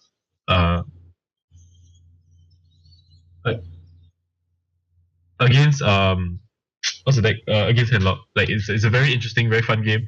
The guy who wrote the post said that the matchup's very like it's whoever's the better player, or whoever gets a slightly better draw. Like the matchup's quite fun to navigate, and if it's worth like the time to learn, then maybe it's worth the time to like put in and try and learn this deck properly. But as of now, I'm just happy with the good matchups, and I'm just gonna play those when I want to. Yeah. It's hella fun, and the games are really long. And it's actually not that difficult. It's quite simple. That's what I noticed too. Is every time I played against it, it was a pretty long game. Yeah. Usually to fatigue. That's usually how it ended. Mm-hmm. And this is another one, listeners, I'll put up on the website, so you can go check it out and see what's there and give it a try. It's actually the absolute worst nightmare for hunters because it can't kill you quickly. It just like kind of hits you turn after turn with like a mad scientist or like a water alley. And you're kind of like, come on, I can't win this already, but you're giving me hope. And then like he lands a wreck on like turn 17 or something. And you're like, god damn it. It took me so long to draw some kind of like bomb to kill me. Yeah. It's like the ultimate control deck. It's even more controlling than like Control Warrior. Because you actually have no way to burst. You really have no way to burst them. Like, yeah, you don't like outvalue. Like, it's just purely based on outvaluing and dealing with threats. And generally, when you're playing this deck, if you have an option to like neutralize your opponent's threat or play your own threat and kind of like out tempo, like you play a Boom versus his Thaurissan or a Boom versus his like Belcher or something. Generally, it's safer to like it's a better play to neutralize his threat before like landing your own because you definitely win the long game. So like having that last threat is what wins. But if you play your own threat, there's a chance he could burst you or do too much damage that you can before you can stop him. So yeah, there's something else to take note. All right. A lot of legendaries. I'm looking at this list, and there's 9 solid 9 legendaries. Yeah. The entire end game, basically. So it's a cheap deck, right? It's definitely pay to win. Is this confirmed? It's just because you have. I think if you really wanted a pay to win experience, there are far better decks to build than this. Yeah. You're just picking a very difficult fight when you're playing this deck. Yeah. I suppose there are 2 like gimme legendaries in Emperor Thaurissan and Majordomo. Everyone has those. Yeah, you don't read. Oh, right. Oh, well, that's what you meant by gimme. Okay, I thought you meant like win more. No. Win more by pay more, right? That's what we're talking about. Whoa. You don't really need Majordomo, by the way. Like in this deck, you actually don't need Majordomo in this deck. No, it just kind of feels like he's just like an extra bit for the like he's really good with like the whatchamacallit, the fatigue battles. Yeah. Yes. He's the MVP of fatigue battles. You'll be surprised how often after you Majordomo, you realize you really wanted a normal ping instead of the 8 damage. Honestly, it happens so often. Like after you major domo up, then like you get put in a situation where like holy shit, this would be so good if I had a ping, but you don't. So No, I have to just RNG my way within it. yeah, exactly. It's so terrible that way. It's like I hate this game. Yeah. Being a wreck's really fun though. Yeah, yeah. It doesn't happen too often because like if you're losing like on an even board, like you're losing but like a steady loss, right? You never want to play Major Domo because if you're like 20, if you're on like 38 health or something, why would you ever Major Domo? It just doesn't make any sense. If you're losing very badly, then you Major Domo and hope you win. Like fine, I can understand that. But generally, you only Major Domo when you are like winning insanely already, and it's like your last legend to like mop up the game. That's basically when you play it. Yeah, so it's kind of like your last threat. In the same way that Deathwing used to be like the last threat in like control pallies of your like you reach fatigue, everyone's in fatigue, and like everyone's out of cards, yeah, boom, Deathwing, I win. It's kind of like the old plan with pre GVG. If you have golden Majordomo, you get golden rag, right? That's how it works. You get a golden rag. I have no idea, but I don't know either. sure. Okay, Yeah. so you need to go It craft. probably does that, I think. Probably. Yeah, I think that'd be the only reason to be worth crafting is if I get golden rag and I'm going to play this deck, I'd probably craft it just because it's a pure swag factor. I mean, how much swag would being a golden rag have? That's true. So much swag. You've already won the game by that point. Yeah, there'd be no feeling like it. It's just like, yeah, no, I am the golden Ragnaros. I am the Fire Lord. Oh, do you know what the game needs? I feel like like the rank wins count. They should add one for like Rag and Jiraxus. I think it'd be damn fun. The problem is you can't really check it, but it'd be cool to know that how many games you've won as Jiraxus. Like it's a very specific situation. But imagine that you hit 500 Jiraxus wins and you get like a golden Jiraxus portrait, like without having a golden Jiraxus. That'd be so cool. Like everyone knows, like, holy shit, this guy. I think it's just like I think it's just cheaper just to craft the golden Jiraxus. Takes less time, right? Yeah. Yeah, basically that's really what you want. But oh man, and you could also count how many times you've been killed as Jiraxus with sack pack. Oh yeah. Important stats. I think those are the real stats. That's really what you want to see. Or how many times. Well, this goes even further. How many times you lost because you were? Yeah, exactly. Because you were Jiraxus and they played Nefarian and got sack pack. I feel like it's like 100% to get sack pack. How many? Because it's not a huge. I suppose there's a decent amount of Warlock spells. There's dude, it's not like fuck you. It's like I think you got it. Like it happens one every 10 games. That specific situation happens. And 11, 12, 13, 14, 15, 16, 17, 18. There are 19 Warlock spell cards. There's 1 in 10, like literally 1 in 10 because you got 2 chances. Yeah. Oh wow, yeah.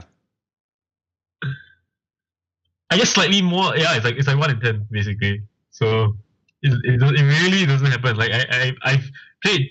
I was playing like Dragon Warrior, like sometime back, like this like early this month, and against Jiraxus so many times, man. Like I've been like diligently Nefarianing, and you get like Siphon Soul Bane of Doom or Siphon Soul Shadow Flame, which is all pretty good. It's like it's really good, but it's no sack pack. Yeah. Like it's really, really good. But it's not sack pack. I haven't even been in a situation to kill someone with sack pack. It just feels like if they ever add Hearthstone achievements, that's got to be like one of them. Kill your opponent with sack pack. Fuck! It's just that's so disgusting. Just Speaking of achievements, I hope we get them soon. I'm a fan of that. Achievements, yeah. Well, we already have them? What's that? Not in like the hidden achievements, like the hit 1,000 rank win games and yeah, but all stuff like that, or play this many games with this class, or play get a That's combo done. off with this or this. You know, I'm sure there's a bunch. I'm not even. Oh, like Xbox Live shit, lah, basically. Yeah, Like yeah. Well, like PlayStation. every other Blizzard game has. Like you know? like WoW, you can just sit there and scroll through like the achievement log and see what you've done. StarCraft has it. Diablo has. Diablo does have it, doesn't it? I have no idea. I'm pretty sure I don't Diablo know. has it. You know what? How about fuck the achievements? Just have a tournament lobby mode. Okay, you know what? Now there you've got something. I'm with you 100%. Amen. Like Well, in-game tournaments for They Hearthstone do. points. How about that? Like I'm down. They do. it's already there, dude. Like if you look at the Hearthstone page, like the main like play solo adventures arena, right? Yeah, yeah. You see just underneath that, there's kind of like an extra slot for something.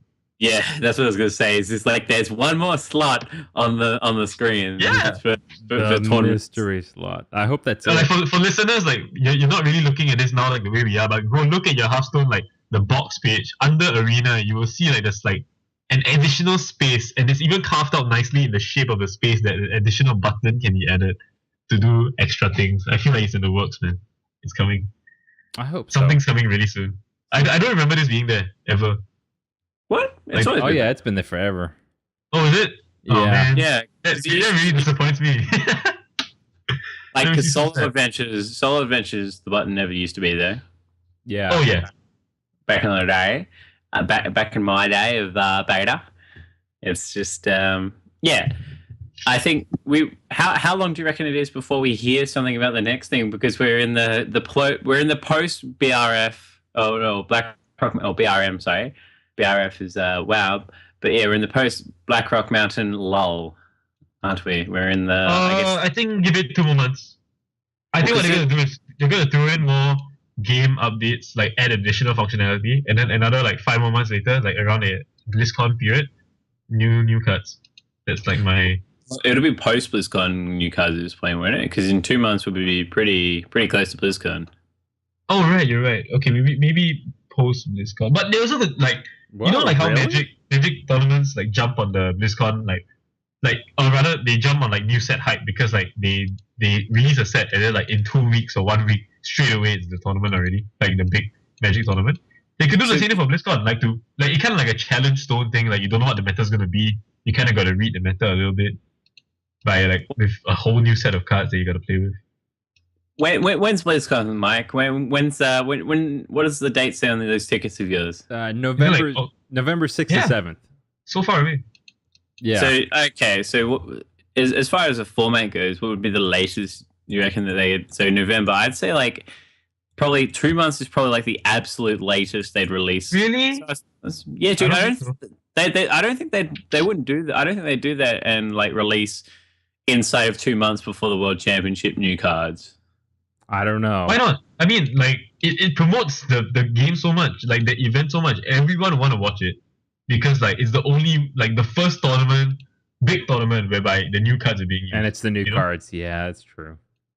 And like the entire meta is determined on that day. That everyone's gonna want to buy a virtual ticket. So get to Legend before the day before, kiddies. Oh yeah, exactly. Yeah. I don't know. I just feel like it's like I'm hesitant to say that it would, but at the same time, there is, as you pointed out, there is quite a long time between now and BlizzCon. Yeah, It feels like I feel like they're gonna add more functionality though. When they're talking about like, I read some interview. I think they're talking about like multiplayer, like more than 2 players. Hearthstone.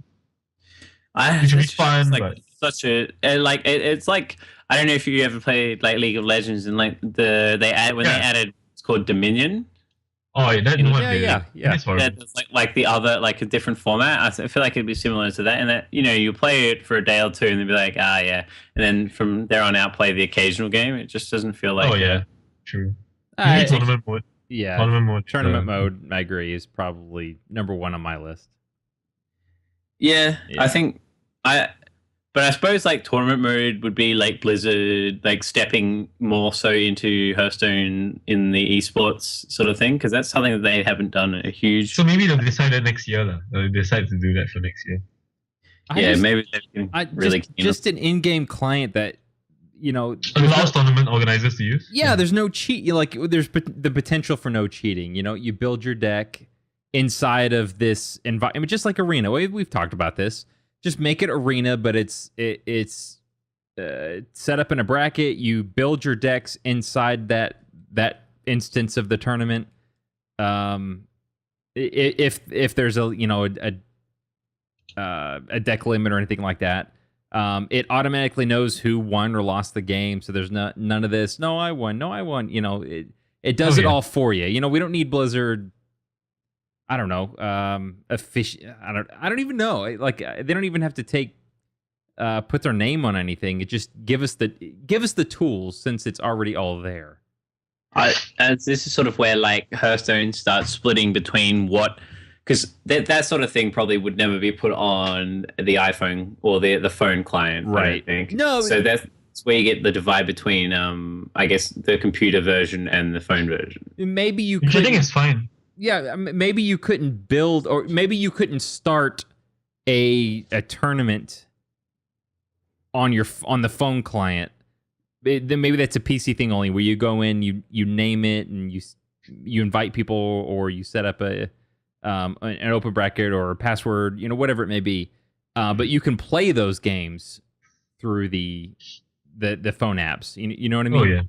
Yeah. But I suppose like you look at something like PokerStars in the online poker world, their app, you can play real money tournaments and things like that on there. So they're definitely, I suppose there is potential to do that. But like I think the Blizzard vision is always to keep the PC client the same as the mobile client. That is true. So if they can do it, but I suppose, and we can do just about anything on phones these days. So if you can do it on a phone, you can do it on. It can be done in Hearthstone, basically. Yeah. I guess maybe it could be one of those things. Do you want to do it on a phone versus on a computer? Should we take this step towards the Hearthstone as an esport? It's just right. I think the game just needs more things to do with your cards, like. For the casual player, like the guy starting out, right? Like you explain to him why he's farming cards, and you're like, so he can play rank, like ladder, and he's like, so why am I playing ladder for? So he can hit legend. But why am I hitting legend for? To get a card back, or maybe hit top 100. Is top 100 difficult? Yeah, it's very difficult. Right. For a player who doesn't have a lot of time to commit to the game, like there's not much purpose playing ladder. So you just always play arena because like you feel like you're farming towards something, but at the same time you're farming towards nothing because your cards go nowhere. They don't serve any function. Right. So having like a tournament mode whereby like, your cards you squeeze use out of your cards basically that you spend the money on or you've been farming towards, like definitely goes a long way into like the game sustaining the game model. And here you go, Blizzard. Here's your money making. Make it just like arena where you buy an entry. You pay gold or you pay money, and that's your buy-in to an arena. But what do you win though? That's the problem. Do you win packs? Because that's kind of lame. I don't know. Maybe you win I don't think the packs pot. are that lame. I don't know. Or packs are gold. I think. So if you played like what would you want, like 8 people in a tournament or something? You can play like single limb. Elite man? Okay. 8 or 6. I mean, and make the rules whatever. I don't know. I guess something. That'd be fun, but more serious players will never play this. Sure. You don't need packs, no goal, right? But I guess like that definitely be very inviting for a lot of players. I would agree. Yeah, like just very very inviting. Or just like as you say, like another way to get cards and gold and stuff. Another way, another free to play option, because as we know, the game gets older. It's harder to get in as a new player, and so I guess anything that can assist in making. I think rank based, you could like split people based on rank, on what rank you are, and then the rewards will scale accordingly as well. Because like the lower rank, like you don't want to like pair like a complete like control warrior versus like a basic mage deck, right? So like you split based on the rank as well. And as we say all this, I have a feeling that we're all gonna come to the same conclusion that maybe they need to do something about ranked mode. We've talked about this before in the past too. But what do you want? I don't. That's the thing. I don't like. know. I don't know if like the beauty of Hearthstone ranked mode is it's quite polarized in that it can be a casual thing because of the length of the season, or it can be a hardcore thing. Super serious hardcore. Yeah, that's what I mean. It sort of fills both ends of the spectrum. What sort of like is lacking at the moment is incentive for players around like who aren't incentive from players for rank between rank 20 and rank 5 is basically what's lacking at the moment is like once you get to rank 20 you get the card back, and above rank 5 you're pushing for legend. Everybody in between is sort of like, cool, I guess rank 10 and stuff like that. There's no incentive in that mid game, Right. and I think that's really where the address needs to be Blizzard's focus. I think they need to make it less of a grind. That's my opinion. I wish they would issue more stars every Yes. season. I agree. Because then you've got new players who are like, well, I'm not going to play for the first 2 weeks because, God, the last thing I want to do is play against, freaking Lothar, on this next Tuesday. I'll just wait 2 weeks until he hit legend, and then I'll go on and play. I think they'd be down to change things, because this is Up what stars, right? Like that's not that difficult. You just increase the number of stars that everyone gets based on the rank that they have. Right. And I don't say this to defend people that have cheated with bots or things or win trading and things like that, but part of the reason they've done that is because it's a new season. What am I at rank? What am I at? 15? Yeah. God, there's so many 80% hours I got to chance. do this. Okay, I'm gonna go eat, 15? turn on the bot, or Wait. whatever it may be, 10, whatever it may be. Isn't it like 16 for legend? Is that what it 16, is? right? Is it 16? 16 max stars, yeah. Okay. So imagine it scaling downward. Like, oh my god, just thinking about it makes me sick. Yeah. Yeah, It's like- I think if you think about it this way, like the difference between rank like legend and rank 5 is so huge. But in terms of what carries over, I think it's like 3 stars or something. Mm. Like 3 games worth the next season. Mm-hmm. Like it just sounds stupid, right? Like the way the system works out. I feel like something has to be done to that. Like increase the star count. Like that's very easy to do, definitely. Yeah. I really don't think people that are above that rank, or I guess maybe below that rank, so 20, you're level 18 or rank 18s and all those, I don't think they're really going to care if someone who's in the top 100 is not playing at their same rank, the first week. I think both sides are going to be okay with that, Like if more stars is good for everybody. Like who would be unhappy? No player would be unhappy. No, I think the only player that would not be happy is that guy who's taken their all legend deck and coasting around was 18, 19, 20 to get the golden heroes, or they're grinding gold. Wait, why wouldn't they be happy? Oh, Like, people do that all the time. They just play the very low ranks to grind. yeah. They just grind at rank 20, rank 19, rank 18. really it's just that's the thing. Oh yeah, that's a thing. Oh yeah. Oh, that's been a thing forever. That's retarded. Oh yeah. Like, that doesn't seem like a good use of time. They grind. They no. What they'll do is as soon as they get to 18, or I guess typically it's 18 or 17, they'll just they'll concede streak all the way back to 20 and then start again. why would you do that? I don't know. It boggles my mind. I don't know. Like, I'm why surprised would you guys never anybody- seen this. Oh yeah, So it's a big it's just- thing. So this is for like what? For like gold and golden heroes, basically. Yeah, but that's the only thing you can get. Yeah, That seems so silly to me. Yeah. I know. I'm really surprised you guys haven't I seen don't this. do that, and I can hit like my 100 goal per day quite consistently. And Yeah. and I'm playing very difficult games. So like, if Right. you're willing to put in the time and like completely waste your life doing that, then why don't you just play actual games of Hearthstone? Well, and- you and probably that's- achieve the same thing. That's Couldn't where you just get like insta ban based on that? Like if Blizzard like Like win see, trading, right? Because they keep concede. Yeah, I mean, I'm guessing well, they yeah, could. exactly. I just get like you would get hit by the biggest ban hammer ever. It's Well, just- and that's where another group of players, the casuals or the new players, are like, all right, 25 to 20, you're safe because you don't ever lose stars. So they're great. Okay, great. I got to 20, got my card back. Okay, now is the time where I'm potentially going to run into a bunch of D-bags that are just here with their super legend out decks. I'm just going to stop. And that's where they stop. And then they go back to casual mode or arena or whatever it is. Yeah, sure. And I think that's unfortunate. I really do. Again, there's nothing you could do about it. And for all I know, it's gotten better. It used to, for months, I remember way back, it was really bad. But really, yeah, it's still like, a thing. Yeah.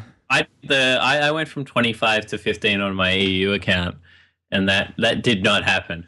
I did it. I went up like I tried to get as high as I can just to spite Don. I was like, oh, if he's not playing this season, I'm gonna be like, I'm gonna get to rank like 14 and message and be like, hey, I'm free to play and I'm higher than you, buddy. What are you doing? And I'm pretty sure I'm the same. Last time I checked, he was ranked 15, and I was just like cruising. I'm trying to just like get through. Free to play is actually so difficult now, like because there are so many clutch cards that Next in, yeah. and Nax and Blackrock Mountain is just like, oh my god, 700 gold. And what? So there's 10 wings between those two. So that's 7,000 gold on wings. Well, 6,300 because I made my EU account when you got the first free wing of Nax. So it's 6,300 gold. I was like, at a certain point, if I'm ever going to take my EU account seriously, I'm just going to buy those two because it's like it's not worth my time to just sit there and grind. Yeah, exactly. It's like my EU account's my arena account. Like if I feel like playing arena, I'll go play on my EU. Like I did 4 runs, I think every single one's above 7. So like I'm trying to maintain that streak. It's really fun actually, like watching all your classes level again from scratch. Getting all these new golden cards. It's pretty cool. It's not fun. It's not that fun. It's just this experience that like you feel like making progress that I haven't had on my main account, like on my American server account for like. That's true. Yeah, we have very little like progress. Yeah, basically, as you hit it on the head. We just need more things to do. Basically, Yeah.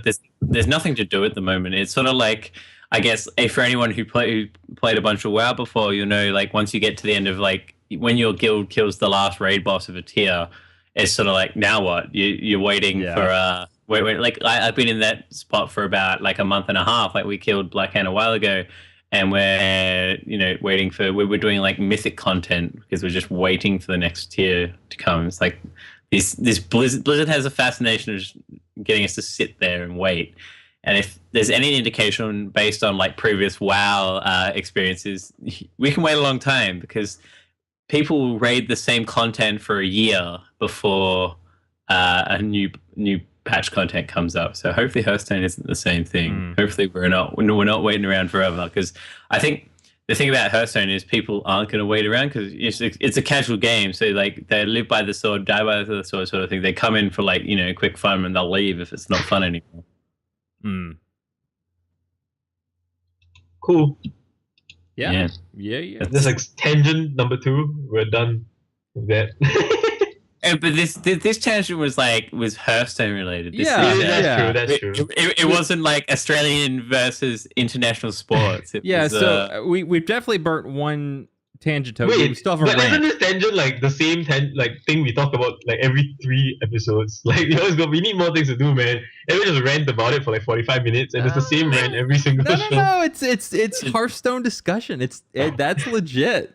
That counts. The dream is we like actually influence Blizzard and like, yeah, no, you know what, let's do some things. But I'm always under the impression that Blizzard is just gonna like they'll do their own thing. Whoa, Matt, are you suggesting that they don't take what we say serious? I'm suggesting that. Are you suggesting that they don't listen to Death Rattle? I'm suggesting that they might not just like instantly do what we say. That's basically what I'm saying. Whatever if I said Blizzard, please put the original sound file for Van Cleef back in. It's all I'm saying is they're not going to do that straight away. Wow, That's all I'm saying. You've shattered what I thought my reality was. DRC circulation does not extend that deep into Blizzard. Apparently, wow, that is the dream. It's like just we got to start sending reels messages and be like, so dude. When's this changing? We said it on the podcast. And reels! He's working in Blizzard. Yeah, that's the reason why you haven't seen or heard from him in a year. Wow, okay. Yeah, he got hired. At when Mana Grind went ass up, they pulled him from the fire and he started working at Blizzard. That's pretty cool. Yeah, well, he was one of the, I guess, the more mature players who had a vision. He was he cracked the whip on Force and that sort of thing. He was the captain of the team of Team Menagrand. With his he doesn't even stream now. That's the sad thing. Is like he's just gone completely. I suppose there's probably like an NDA sort of thing. So the thing is, like, rioters can still stream. Can they? Okay. And Riot's like one of the most, I guess, restrictive companies in that when it comes to, I guess, public and press and everything. Because I've got like a couple of guys. One of the guys that a friend of a friend was like top 100 or top 10 legend last year consistently, went to work for Riot, and he streams every now and then. By that you mean like League of Legends, right? Yes. Yeah. Okay. Is it top 10 legend? I'm like, wait a minute. Oh, no. He was top 10 Hearthstone legend like all last year, and then but he was also like really good at League of Legends. Oh. Wait, actually, I literally have no idea whether you're serious or not at this point. I'm 100% serious. Okay. Matt, you troll. Yeah, it's just it could be sarcastic. It might not be sarcastic. I really have no idea. I know. I need an asterisk next to my name when it's like real talk. No, I met him a couple of times. It's like his name was BMA, and he was like on the Oceanic Right. and yeah, he was really good at Hearthstone, and he's now Riot BMA and works for Riot doing things and stuff. Sweet. Things and stuff. Hearthstone podcasts. It's kind of the life, right? Like you get a job off playing a game, and you get to work on a game. Yeah. Kind of the dream. But would that in turn kill the game? That's the real question. For you, I don't know. Like I know a lot of Magic players who like went into R&D, like with Magic, for like 2-3 years, and then like they came out of it, and then they're still playing the game again. Like they're happy, like being outside and being inside for a while. Doesn't change their experience. So what you're saying is, if I become a professional Hearthstone streamer, it won't change my experience. No! But we're not talking about professional Hearthstone streaming. Because if you're a professional Hearthstone streamer, you're still outside, right? Like I'm talking about like working with Blizzard on developing Hearthstone. Like that's what I mean by like going on the inside. Like if I was a streamer and Blizzard sent me an email, I'd be like, Moosh, we need you in NA. You need to come work for us. And I'd be like, yeah, nah, let's do it. Right, it's so much fun. Like sounds like it's like the dream situation. So, Blizz, if you're listening and you need me, just much like the Batman signal in Gotham, if you just put a giant M in the sky, I will be there. Just meet me on a rooftop, and I will help you out. Just shine it on like an Australian rules football pitch somewhere, and you're gonna be there. Yeah, I'll just see middle of a game or something just shows up on the pitch. And you'll be running in, bouncing a ball with one of your hands. Yeah, I'll show you how to bounce an egg ball, basically. Because they don't bounce it in... we're going on another tangent, but they don't bounce it in American football, do they? They run in it. No.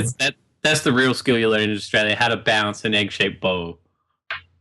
And how the science of bouncing egg-shaped balls. But Hearthstone and egg-shaped balls, the Mushu story. That's really what I'm all about. Is coming bouncing soon. Bouncing footballs and top decking like Doom guys to win games. That's my strats. Shall we get to the topic of the week? Yes. So I mean that's kind of the meta in I guess extensive shell. The meta and theory and everything else you could ever think of. So, now let's talk about knowing your role and shut your mouth. I stole that. I stole that from Matt. That was a really good name for this topic. I like that. I don't know if everyone, like, people are going to appreciate it as much as you and I do. Oh yeah, I know it. Yeah, like my brother's like a huge fan, and he's got the game like sitting right now. I just like Googled it, and it's The Rock. I'm such an idiot. Yeah, I used to watch WWF like a lot. I do have the like least favorite, most favorite wrestler though. As in, like my most favorite wrestler is everyone's least favorite wrestler. Is it Jake the Snake? Okay, no, that's way before my time, I think. Oh. Yeah, it's like we're not all old. Who's your favorite wrestler, Avery? Kurt Angle. He's an older guy, yeah. Well, he's like he was like in our era. I was definitely like, when I was a kid, Kurt Angle. I like to refer to myself as like old school John Cena. Before John Cena, yeah. But before John Cena was John Cena, I was a John Cena fan. Before Booker T won titles when he was still like a scrub. Mine was. When Hardy Boys were still around. Oh man. Oh, Hardy yeah. Boys. Mine was Sting from the Wolfpack. No, It's like, oh. But I've never heard of that in my entire life. Like, Hearthstone matchups is I hear is pretty fun. all right. Anyway, All right, yeah. So, Yeah. all right, so, will that be our rant right there? yeah, fine. All right, fine. All right. On to, yes, knowing your role in Hearthstone. Avery, you want to start this one? Sure. So basically, a very important skill in terms of okay, so basically, like I always like when I tell people about Hearthstone, and I'm actually writing an article on Tempo Storm that's going to be roughly related to this. Basically, in Hearthstone, like to be a very good player, of course you must know your basics, like what's card advantage, how it interacts with mana advantage, and how that translates to board advantage, leading to life total advantage, stuff like that. Like that's very basic, like Hearthstone concepts, right? But where the game starts getting more complicated in terms of actual skills you apply, there are two things that are very important: sequencing and positioning. Sequencing is like the turn-to-turn, small turn play. So like making sure you knife juggle as many knives as possible, or playing your minions in the correct order, so that not order in the correct like minion placement, so that your Direwolf Alpha will get the most value, stuff like that. So that's sequencing. Positioning is like long term, like in this matchup, what is my like? How do I win this game? How do I sculpt the perfect position to win the game? And knowing your role in matchups is a very large part of positioning in a lot of Hearthstone games. So basically, like the idea of knowing your role is that you need to know what you're meant to do at that point in the game, depending on what deck you are playing. So it's if you're the zoo, okay. So the most interesting like discussion for this tends to be when you are playing Druid, because Druid can go both aggressive and defensive and controlling, right? So if you're against a control warrior, a deck that's very, very slow and has a very strong end game plan, you want to be the aggressive deck. So you have to start making very, very aggressive plays. Like you push for damage when you like when you can. You like don't try and like save removal, like bait out stuff. Like you really just go for like maximum damage, kill him as quickly as I possibly can. So that's like that's knowing your role in the Druid control warrior matchup. It's being the aggro player, like playing as the aggro deck in this aggro versus control, right?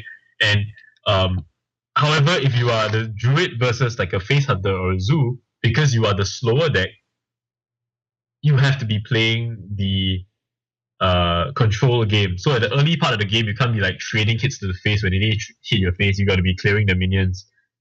Instead of like maybe developing something like big, you kind of got to swipe their board because you're going to be taking too much damage otherwise. So like you're making very defensive controlling plays instead of more aggressive plays. So it's a very, very important skill, knowing your matchup. Like knowing your roles in like the various matchups in Hearthstone. Because sometimes when you make the slightly wrong decision, because you misidentify what your role is in the game, it can really lead to you losing games that you shouldn't be losing. Like the perennial, like, should I trade or should I go for face? He should trade it to me.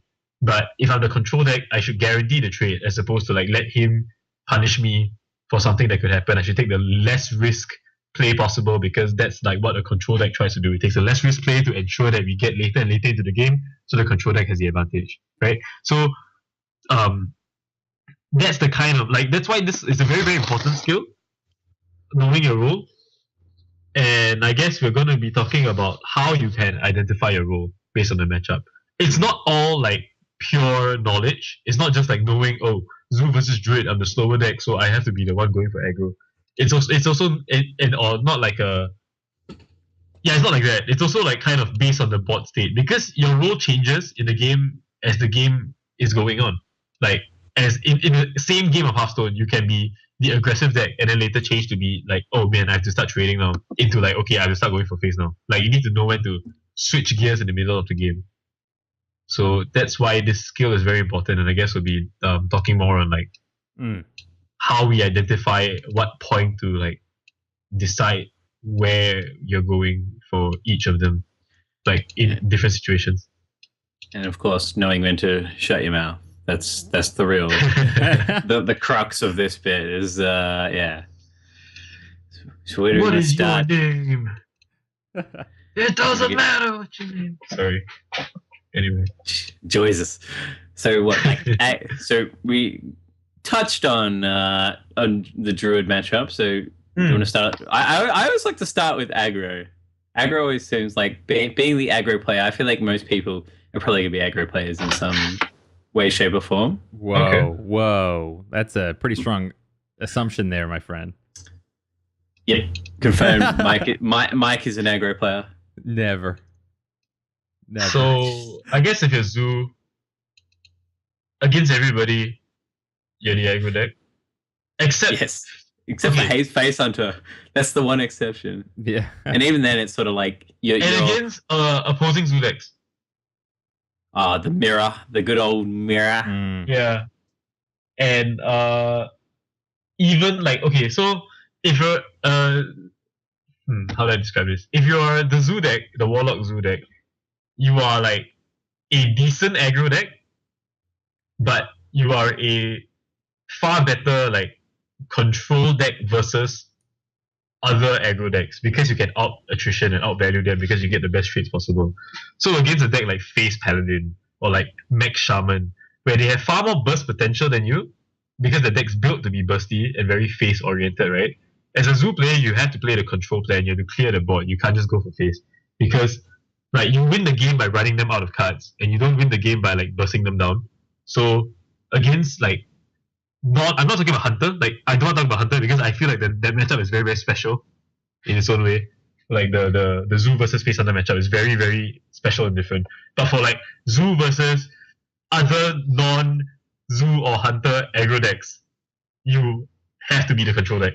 Because you don't have the burst potential they have, and you play the game so much better than they can when you like control like the earlier stuff that they do, keep trading.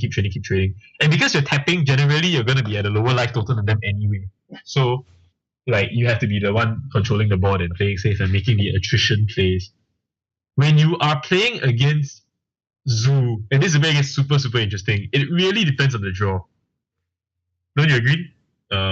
Matt? Yeah, it definitely. It's so against Zoo. It's actually to a point of being like particularly frustrating. It's just I think the thing about like matchups, particularly in the Zoo, is the lower the curve, the more the draw, I guess, matters. Like in a control versus control warrior matchup, that's a really like skill dependent one, just by function of the games are so long. But yeah. Basically, you'll know in the first couple of turns where what kind of, I guess, role you're playing. Like if you're playing catch up control sort of thing, or if you're playing the aggro, I hope I kill him before. I hope I get there before he like catches up, sort of thing. Yeah, as we were talking earlier before about like the opening, and the coin is particularly useful in that matchup just by function of it's like a body race. Basically is where like you can almost play, for example, like if you're going second and you have a Void Walker and an Abusive Sergeant, you play both just because of the body race. And then there's like a bunch of runner coin Creeper if I have it, or egg if I have it, really. Yeah, Haunted Creeper is like fantastic in that matchup just because it assists the body race.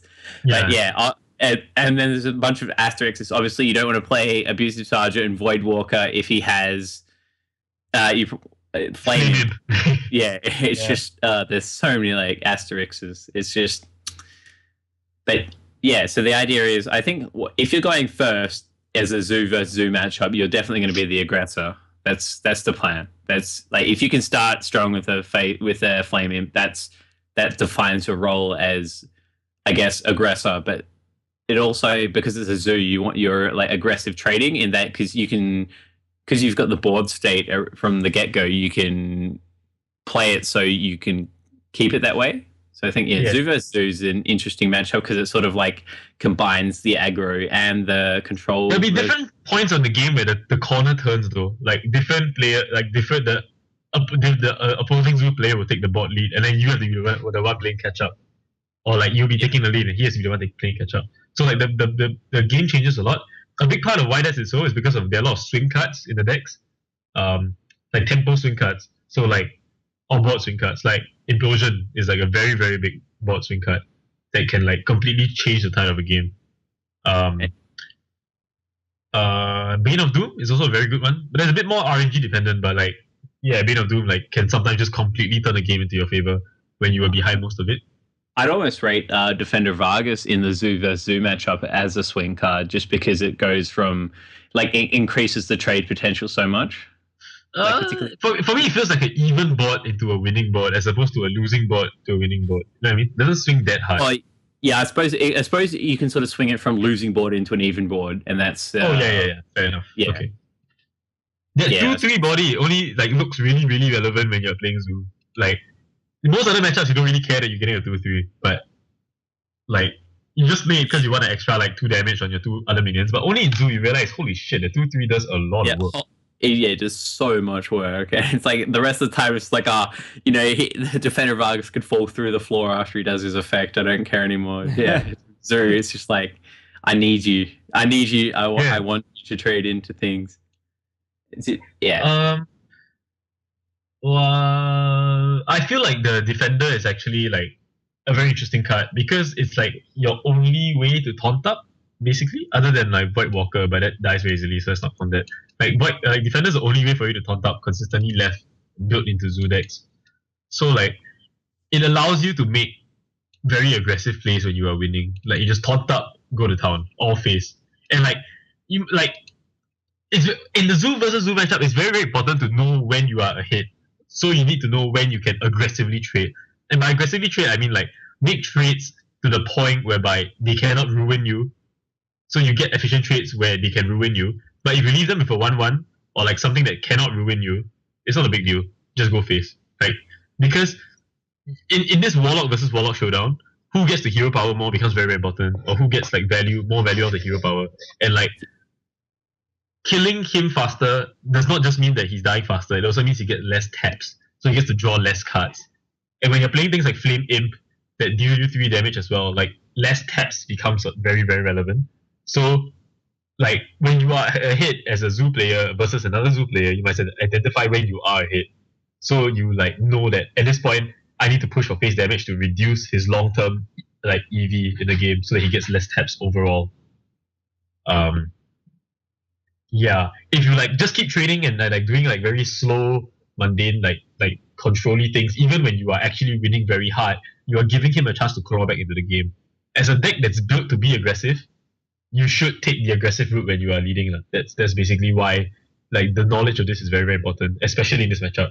And it swings back and forth many times like we were talking about. So you can try and make the play for the very big swing. So like you make the Bane of Doom. Like rather than discarding Bane of Doom by going for the Doom Guard, you like wait a turn of doing nothing, Bane of Doom something, hopefully get something massive, and then Doom Guard after that, like on the following turn to get the big swings rather than like discard, like go for the Doom Guard straight away.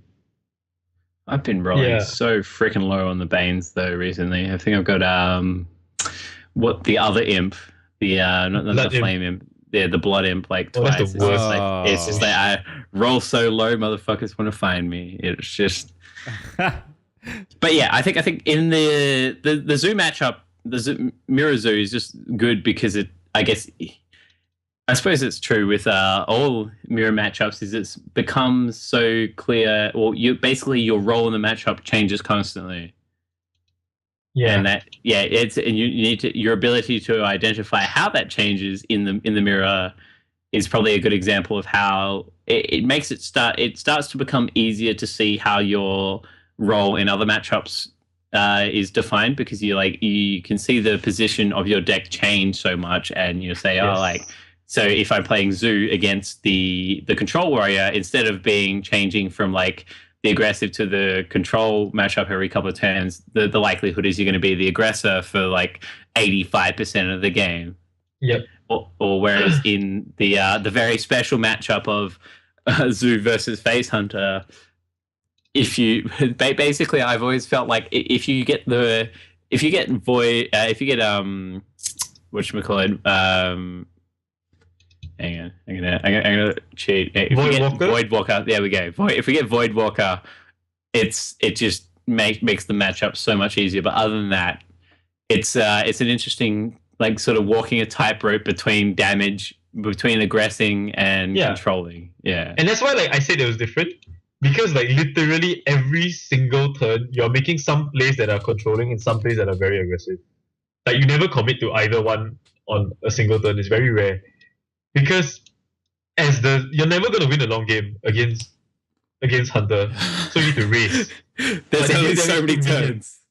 Yeah, you can't you can't tap, so you can't like win long games. You have to race them based on the hand that you have, but you can't leave them minions either. So you have to go for this like half plan where like you put as much damage pressure as you can, while giving them less pressure.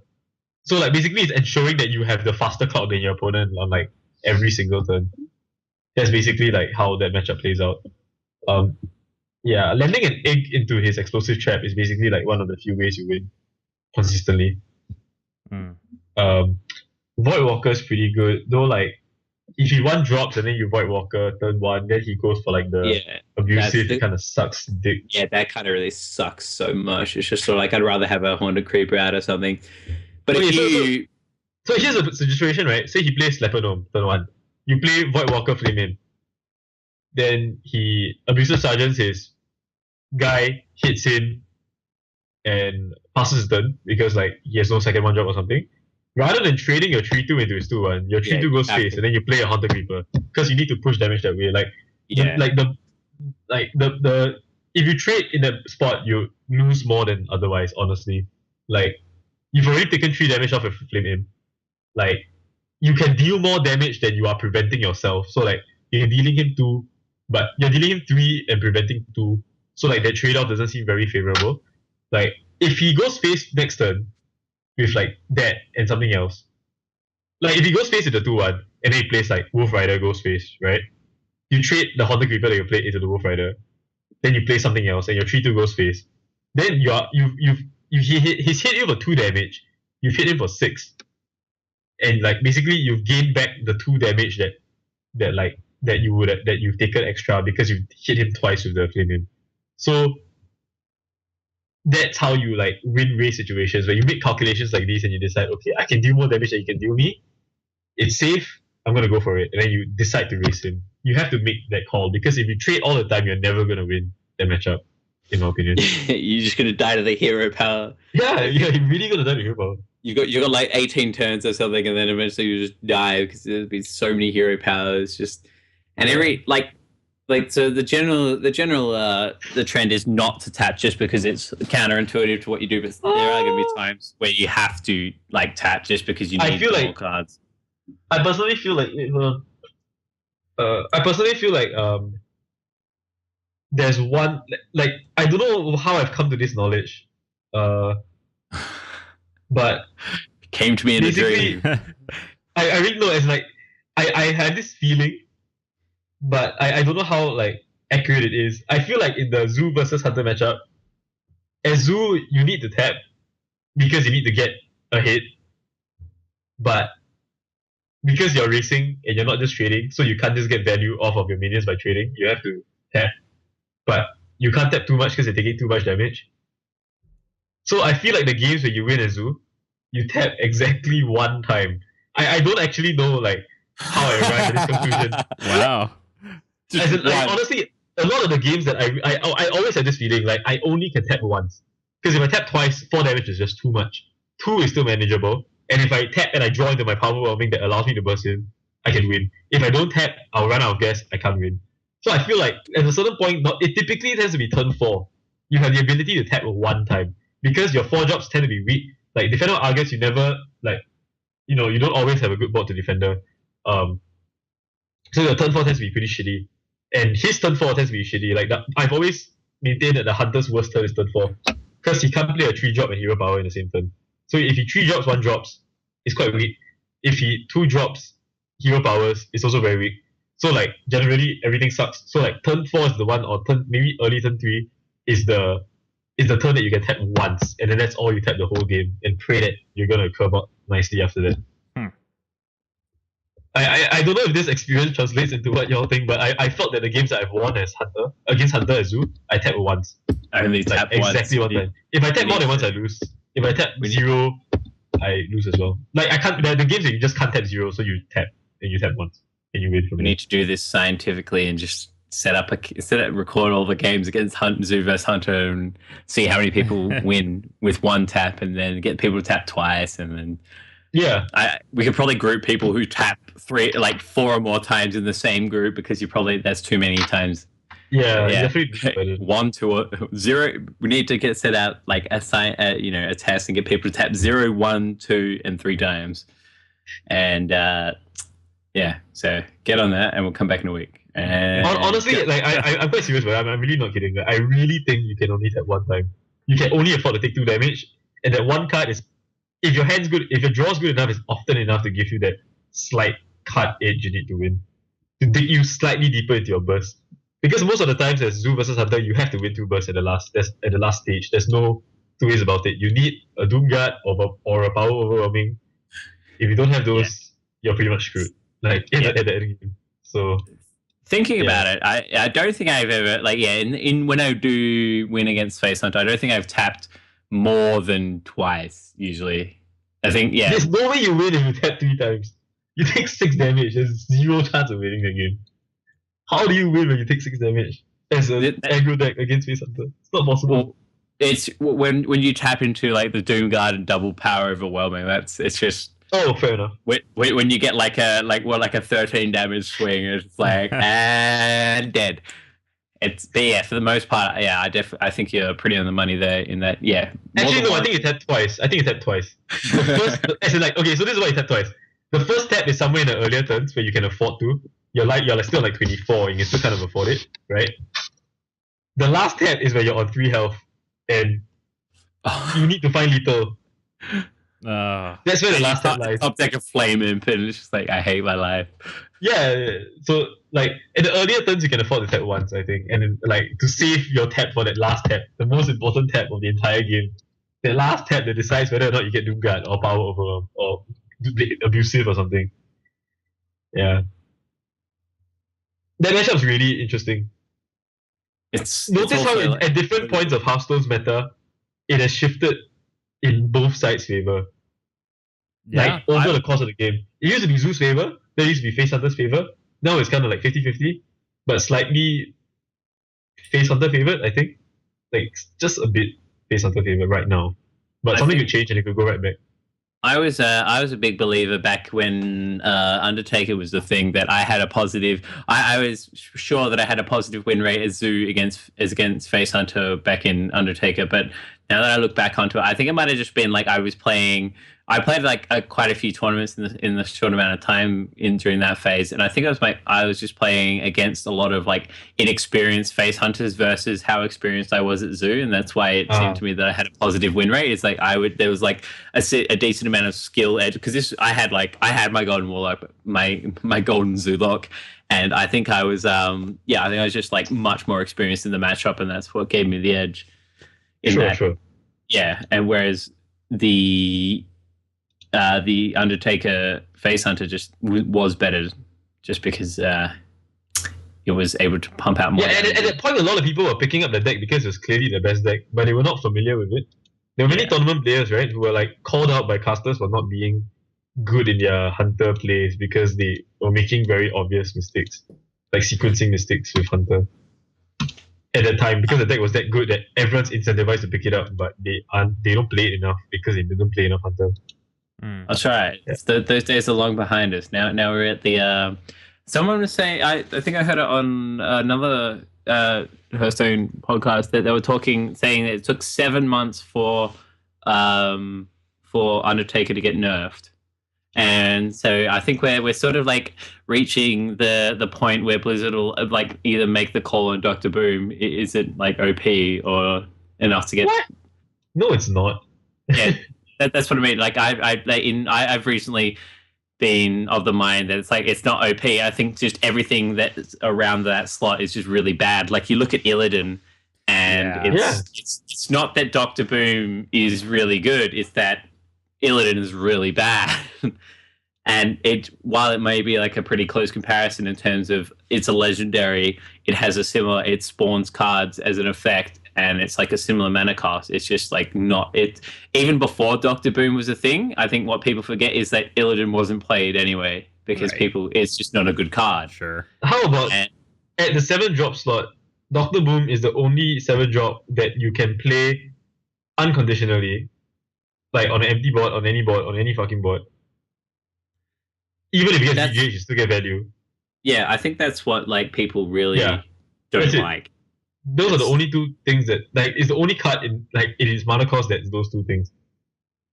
Yeah, and I think like one thing that I keep thinking about as to why it wasn't insta nerfed and is that no one really has it's not better for any class really.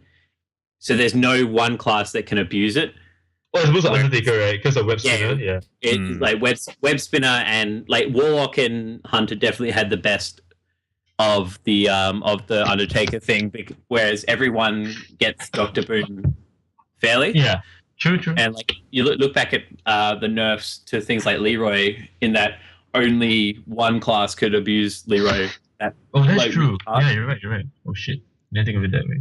But then there's a couple exceptions to that, in that the Tinkmaster was the one thing that was sort of one of the cards that everyone could abuse. But I think that was more of a quality of life thing, because it just became really cheap removal in that. Yeah, every single deck played Tinkmaster at a time. But like and Nat Pagel as well. Yeah. Nat Pagel was like changed just because of like it had the same effect effectively as Undertaker, in that if you got like a string of card draws, then you can't lose, just win the game. Whereas Tinkmaster, it was a really, I guess, unfun card in that, Tyrion and then 3 mana. It's like basically think of like it has the potential to be a 3 mana polymorph where you gain a creature, a 2/2, or a 5/5 sword that's still better than a Tyrion in that. I think that's and so that's why that was nerfed. But you look at Doctor Boom and it's just not like that sort of god level. Obviously, it's like it can swing games based on the Boombot RNG. All cards at the mana cost should swing games.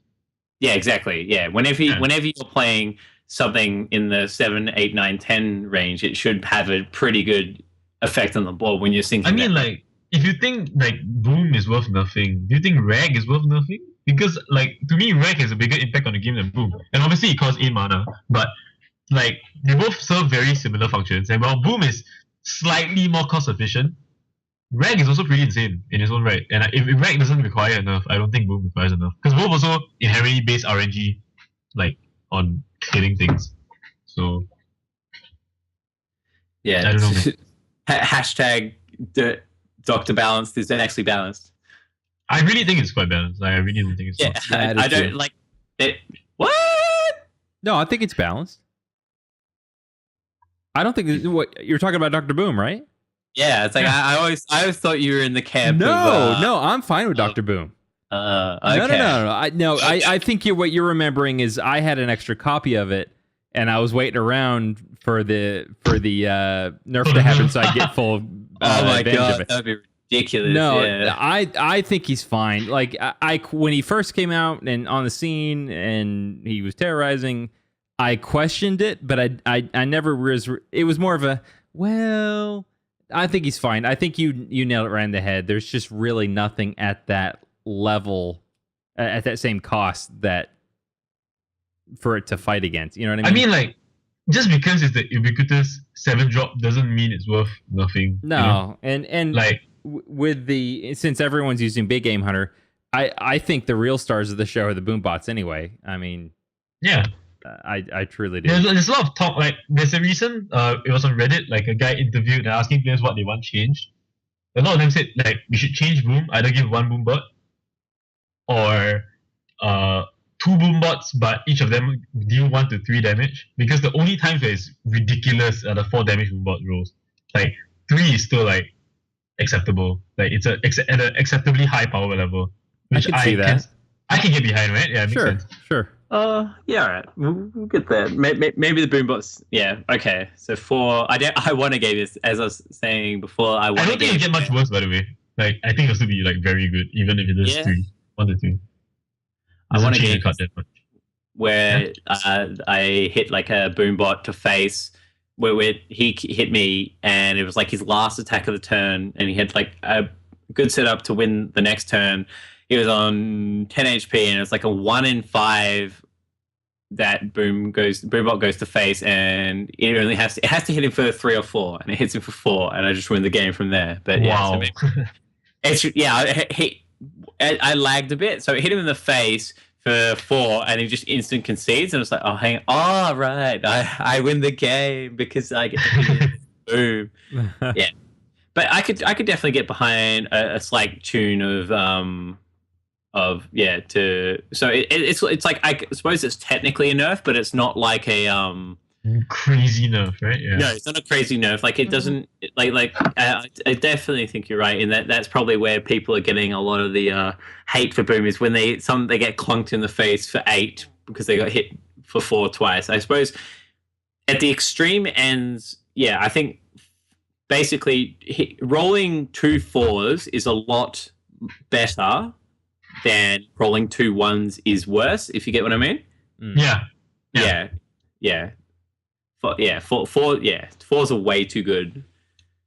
But like the base 7 mana 9/9 worth of stats, that's not too bad. I don't think. I think it's quite like it's just acceptably powerful. It's not crazy.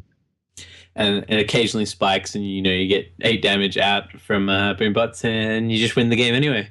But there are definitely times where it's like I'm playing like Zoo or Patron or just anything really, and I'm like ahead on board, and they play boom on 7, and I'm just like, oh great, I get to win the game because like they did nothing else. Like Yeah.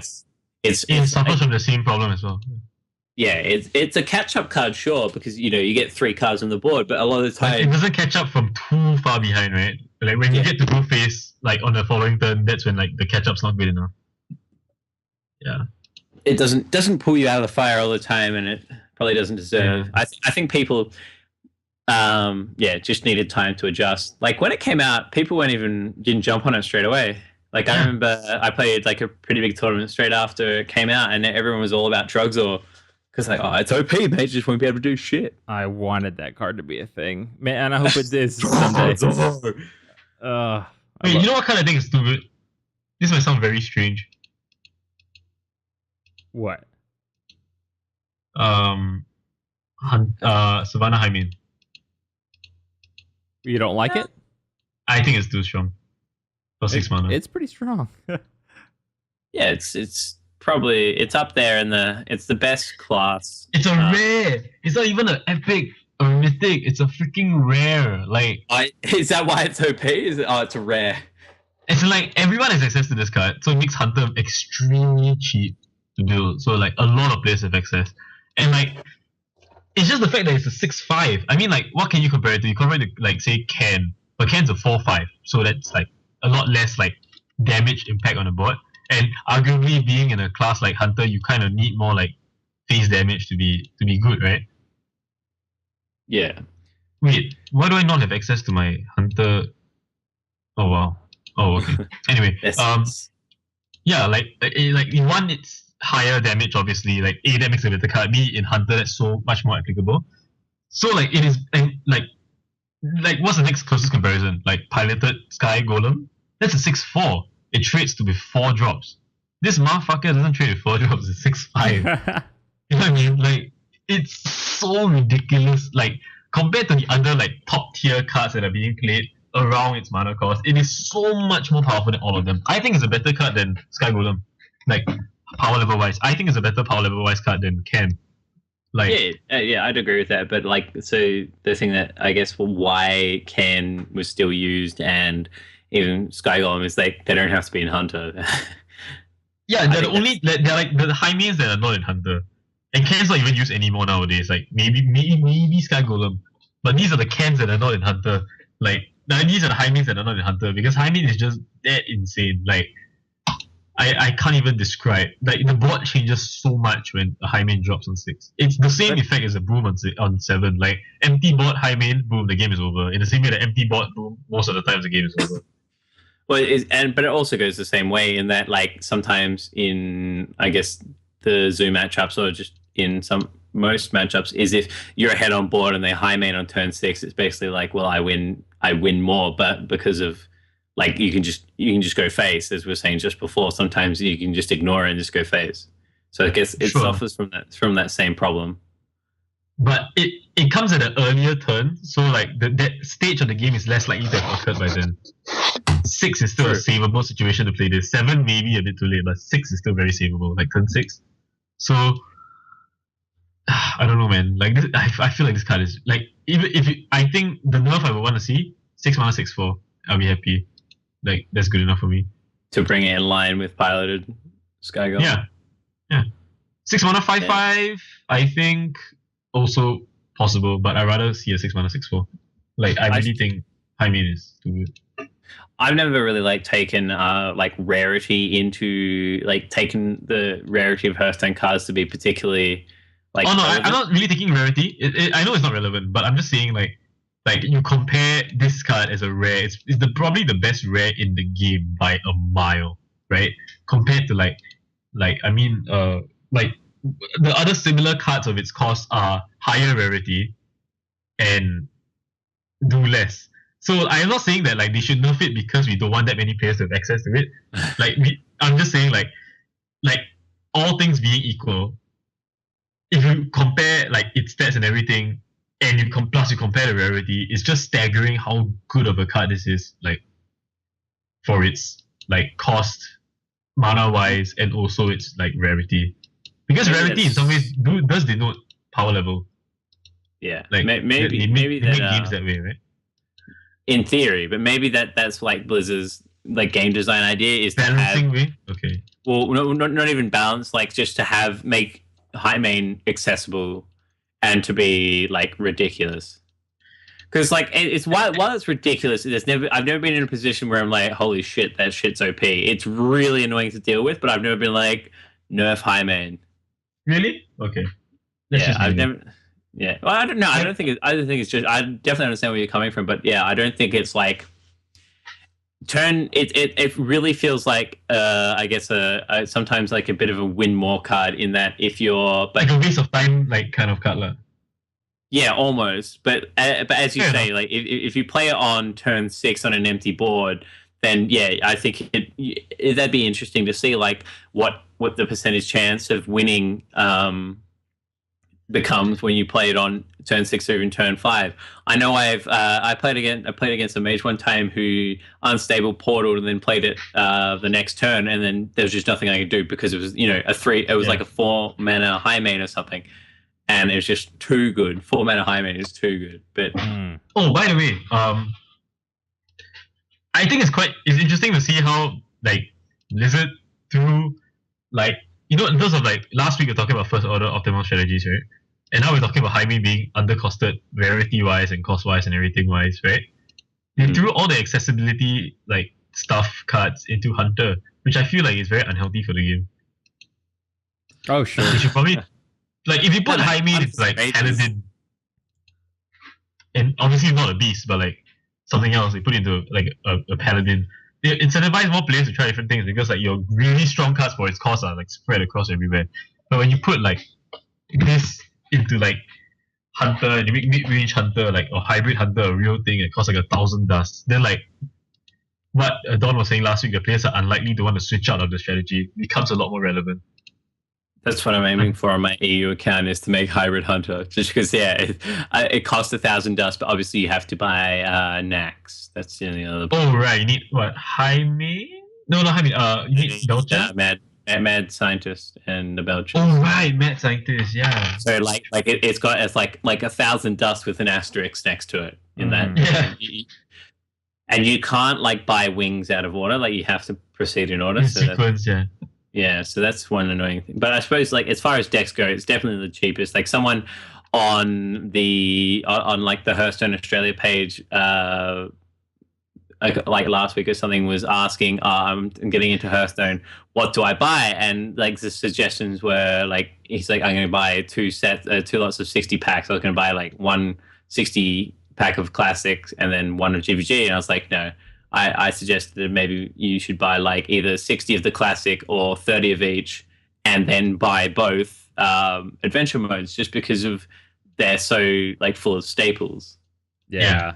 I agree. Particularly Nax, and even like Thorison and stuff. I think it's probably worth more money. It's probably a better investment than buying just 60 of each pack, in my mind. I agree. And hopefully took me up on the suggestion, because that's sort of where I'm at with my, because I'm doing as I said, playing on my EU account. It just feels like the money is definitely worth investing in the staples, because you can make that 1,000 gold, 1,000 dust hunter, and craft most of that stuff, but you can't craft sludge belcher and mad scientist. So that's my 2 cents for free to play. Buy your adventure modes. Oh wait, there's one more matchup I really want to talk about. Sorry. No, that's right. Back to the matchup. Yeah. We need Control Warrior versus Control Warrior. Oh Jesus! Resident Sleeper. Yeah, it's. I hate it. I hate it. I hate everything about it. I don't like mirror matches. I will agree with that. This one's quite fun though. This one's fun. I wouldn't call it fun. I'd call it like. Have you ever accidentally been grating cheese and grated your hand? It's not that bad. Have you ever been a frog in a boiling water? Like you're sitting in some lukewarm water and they're like slowly boiling the water. Have I ever been a frog in boiling water? Yes. That's what I mean. It's like it's slowly painful, but you don't realize until it's over. And it's just like, wow, my 25, 30 minutes of my life are gone. But no, continue. I mean, it feels a bit draw dependent because of the Acolyte of Pains and stuff. So the 2 ways I feel like you can go about it. Like, obviously, again in this matchup, there's an aggro and there's a control. And what the aggro player tries to be doing is actively pushing for damage and winning through Grom and Cruel Task, right? So like this typically happens when you have too many weapons in your hand and you have nowhere to use them. You just kind of like equip and hit face. This is a very poor strategy if your opponent has stacked a lot of armor. So you kind of want them to be like a single armor smith left in the deck, or like they have no more armor smiths left, so they can't stack that much before you do this. I feel like the control versus control warrior matchup is very similar to the it's actually super interesting also, because like if you have a very very slow draw, like your draw is way too slow, or you're playing way too slowly, like your hand's a lot of weapons, you refuse to use them, you hero power end turn, you waste all the mana turn after turn, you can get out aggroed. Like the threat density of control warrior is such that like in turns 8, 9, 10, 11, 12, 13, like you can get out aggroed by like very very big threats turn after turn after turn if you refuse to like take steps into trying to win the game. So like generally, it depends on your build. If you're playing a non-reg version, you don't want to be going aggro. You try to be the control deck, so you don't like openly play your Acolytes of Pains. I think if you realize you're the control version of the deck, and how you realize you're the control version of the deck, it's basically if they do something dumb, like they like coin Armor Smith, then Crotas the Armor Smith on turn 2, right, and go face, and you happen to have a War Axe up, then that's when you know you're gonna be the control, because you have out aggroed them.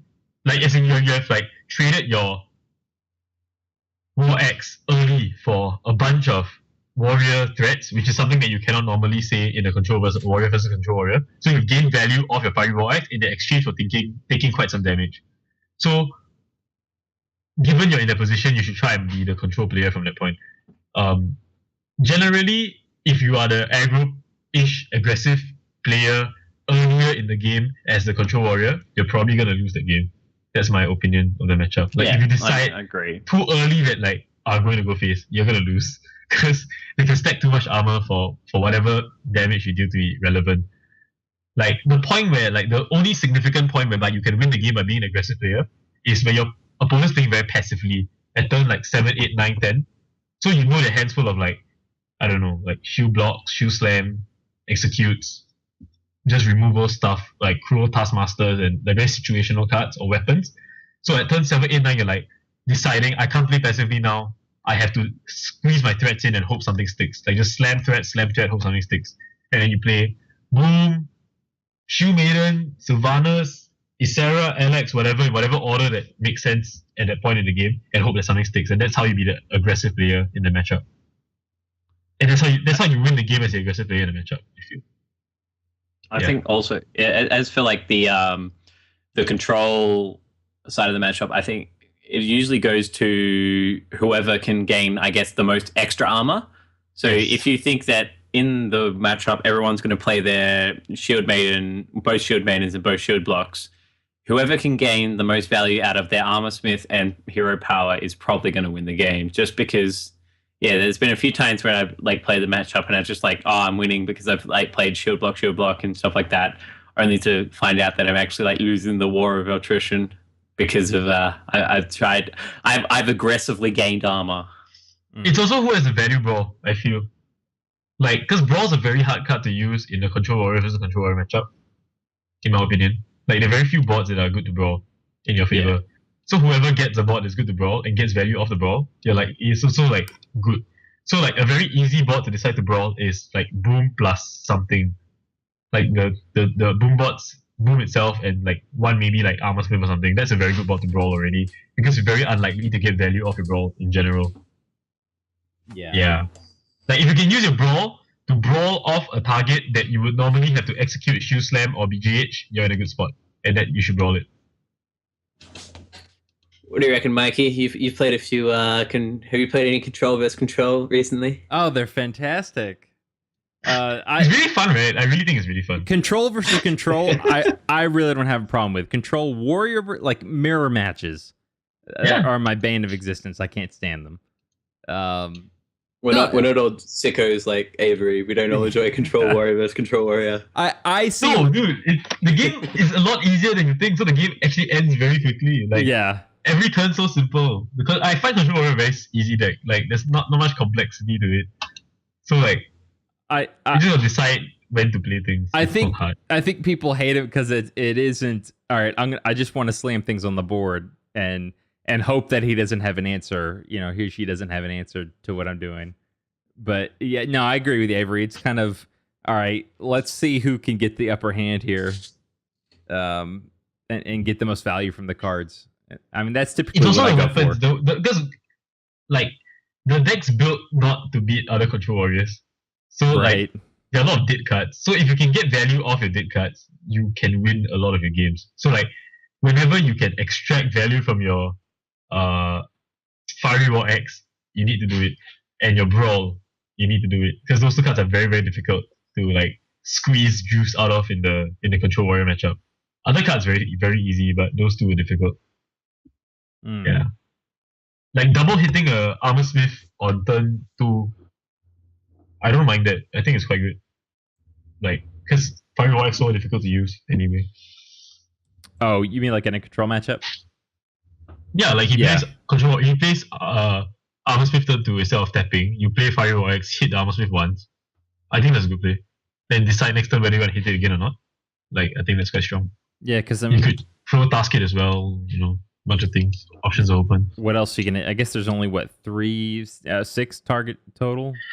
Acolyte of Pain, I suppose. Yeah, I guess I'm doing multiples of 2. So I'm just thinking one card at a time. Yeah, just Acolytes, your Cruel Taskmasters, and your Sludge Vulture, Remainders. Yeah. BGHs. I guess they are stuff lah. I guess you just don't want the shenanigans of double Armor Smith and Whirlwind and Death Spite, and you don't want the 12 armor turn. Oh, another very interesting play you can always make. If they like play an open Armor Smith, you can try and like mill them. It's very possible to fatigue some cards out, like burn some cards. Sometimes you just win the game. Like you win the Alex, then like it's damn hard for them to win. I think Like NX is so important. I think sometimes the player's so worried about getting the their value out of their acolytes too. Yeah. That you just like, okay, fine, I'll whirlwind your acolyte. Yeah, so like playing 2 acolytes is always a very stupid idea. Yes. Never have 2 open acolytes. Yeah. you retarded play. Yeah. I think, like, to me, I don't think you should draw 3. If you draw 3 off 2 acolytes in a control warrior, you tend to fatigue. You should like aim to draw like 4 out of 2 acolytes. I think that's like a good number. Yeah. Are you playing double brawl? I'm playing double brawl. I just started today playing double brawl. You got stuck. It kind of sucks, but you kind of have to. Yes, I agree. Because when you use the first time, you're like, oh, that was a really good brawl, but I know I'm gonna need it again. Yeah. And not just that, like you draw it, you're more likely to draw it the first time because you have 2. So like there's certain games that you play 1 brawl, you never win because you never draw your first brawl. Now you have 2 brawls to draw. So. Well, that was Sharky's theory in anyway. With like when last year when Shaman was a thing, Shaman mid-range, he played 2 Doomhammers. Yeah, not because he thought he was going to play 2, just to increase the percentage chance of drawing it. It's a perfectly legitimate like way of seeing it. I like that angle actually. I remember the casters giving him a hard time in tournaments too about it. Yeah, the deck did so well though. yeah. Like Savage played as well, like rolled people, like a double Doomhammer, double lava shock, lava burst deck, like it's crazy burst. And I played it and it sucked dick because your hand's so clunky. Yeah. You know, that's why they're pros, because they draw good hands all the time. I guess, worst comes to worst and it gets Harrison, you still have another one. Yeah. You can like revenge kill the Harrison off with your second Doomhammer and take 10 damage to the face. And only draw like 6 cards. Yeah, and only take 10 damage to the face. With a revenge kill. As a shaman. Yeah. I hate the amount of Harrisons at the moment. I was raging last night. Like, as playing Patreon, all these druids, not only did they all combo me, like, I think at least 3 of them, 3 out of 5, definitely Harrisoned me. And it's just like, nah, fuck yeah, I'm done. I hate this game. Harrison Jones. Wow. Yeah, it's just like a very sort of like spiky clump of games. It's just like, it was like, yeah, a very spiky clump of cards happening at the same time in games that I lost at this point in the season. It's just sort of all like surmounted to something that was a very unenjoyable experience. Harrison, Sludge Belcher, Ancient of War, kind of stuff. Not even Ancient War really, because I always seem to find an execute for. That's really what I'm like saving my executes for in the Druid matchup is like the Misk Ancient of War, because even Sludge Belcher just sort of dies to a Death Spire. But yeah, Ancient of War. It's really just the combos not even out of nowhere. Just sort of like, please don't have combo. The games where they don't have combo are the games you win as Patron Warrior. I find that's probably true for a few matchups against Druid. If they don't have they don't have combo, then I'll probably win. I think like if you cut combo out of Druid, the matchup's gonna be like every single matchup's gonna suffer slightly. Yeah, as a result of not having combo, right? Because combo's that good. Yep. All right. Well, any other thoughts on knowing your role or shutting your mouth? I think we're good to shut our mouths actually. Avery, good. Just to conclude, I think like you need to like decide what you are at different points of the game. You need to know like, especially as like the mid-rangey deck, like the Druid deck versus Hunter, you need to know when to turn the corner and start going for massive face damage, because like ending the game faster is your more likely route to winning than letting the game drag by trading. So like you have a taunt up rather than trade. If you taunt it up, just all face and like try to kill him next turn. Like as a druid, you need to know when to do that. So yeah, it's a very important skill. Comes with practice. And yeah, keep playing. It will help in every, it will help in every matchup. So yeah, keep playing. And don't forget, listeners, I mean, we bring these things up when we talk about the decks. I guess depending on whether they're just completely self-explanatory. I guess like when we do a deck of the week, mid-range is probably guaranteed to talk about whether to turn the switch on or off, whether going face or trading or whether that role changes. But we talked about we talked about it today with Zulok quite a bit, even before we brought up this segment. Knowing when to face and when to make value trades. So it's definitely something important. Something that will definitely help your game. Any other thoughts? Forever hold your peace on this or anything else? Yeah, we gotta get to that listener email. Oh yes. Thank you. Almost forgot. Yes. Using my meds on the card. So I was like, I'm not finishing this card without getting this email. Uno momento. I had it open, and here we go. All right, so we got a comment from Mr. Gypsy. I'm assuming he's from Australia as well, like Mr. Matt here. He writes, "Nice podcast. Been listening a while. I think it's the best one of the Hearthstone ones out there." Well, thank you, sir. I only found you guys on YouTube, iTunes by chance. Well, oh man, lucky us. I like this line, and I think this is aimed at you, Mr. Avery. Firstly, whoever the Tuck Frump, so those of you who are part of the Twitch community knows what that means, was typing with a hammer throughout the last podcast with your mic turned all the way up. Jump into fire. You owe me a pair of headphones and a hearing test. Wow. So I'm so sorry. Fucking rip. So I thought that was funny. Next part, this is to Matt. Aussie bloke equals sick cunny. And I had to ask Matt what that was, and apparently that is slang in Australia. It's the Australian highest honour in so we often refer to people as to the term we're looking. We've got the label on the podcast as mature language. Oh, we do. Right? Yes, we do. Yes, we do. Okay, good, Yes. good. Because that could get us kicked off iTunes if we didn't have it, I guess. So in Australian, referring to someone as a sick cunt or a sick cunny, to my knowledge, would be is a compliment in Australian and is quite a high honor usually. So thank you. I quite flattered at that comment. Thank you very much. I just think that's hilarious. So anyway, congratulations, Matt. But the email's not done. Oh, good. I was hoping it. So he says, "There's my email. Keep up the good work. I really enjoyed it over the other." Well, this isn't nice. Should I just read it? It's not nice to others. Is it nice to other podcasts, or maybe? Is he trashing other people? Yes. I don't know. Not by name. Not by name. Oh no, it's fine. Just read it. Okay. I really enjoy it over the other mediocre, semi-regular shitcasts that call themselves podcasts with the Happy Meal content that goes with them. And then he ends with Straya.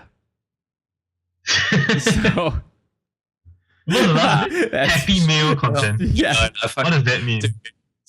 I think he's. Don't say any names if you were gonna go there.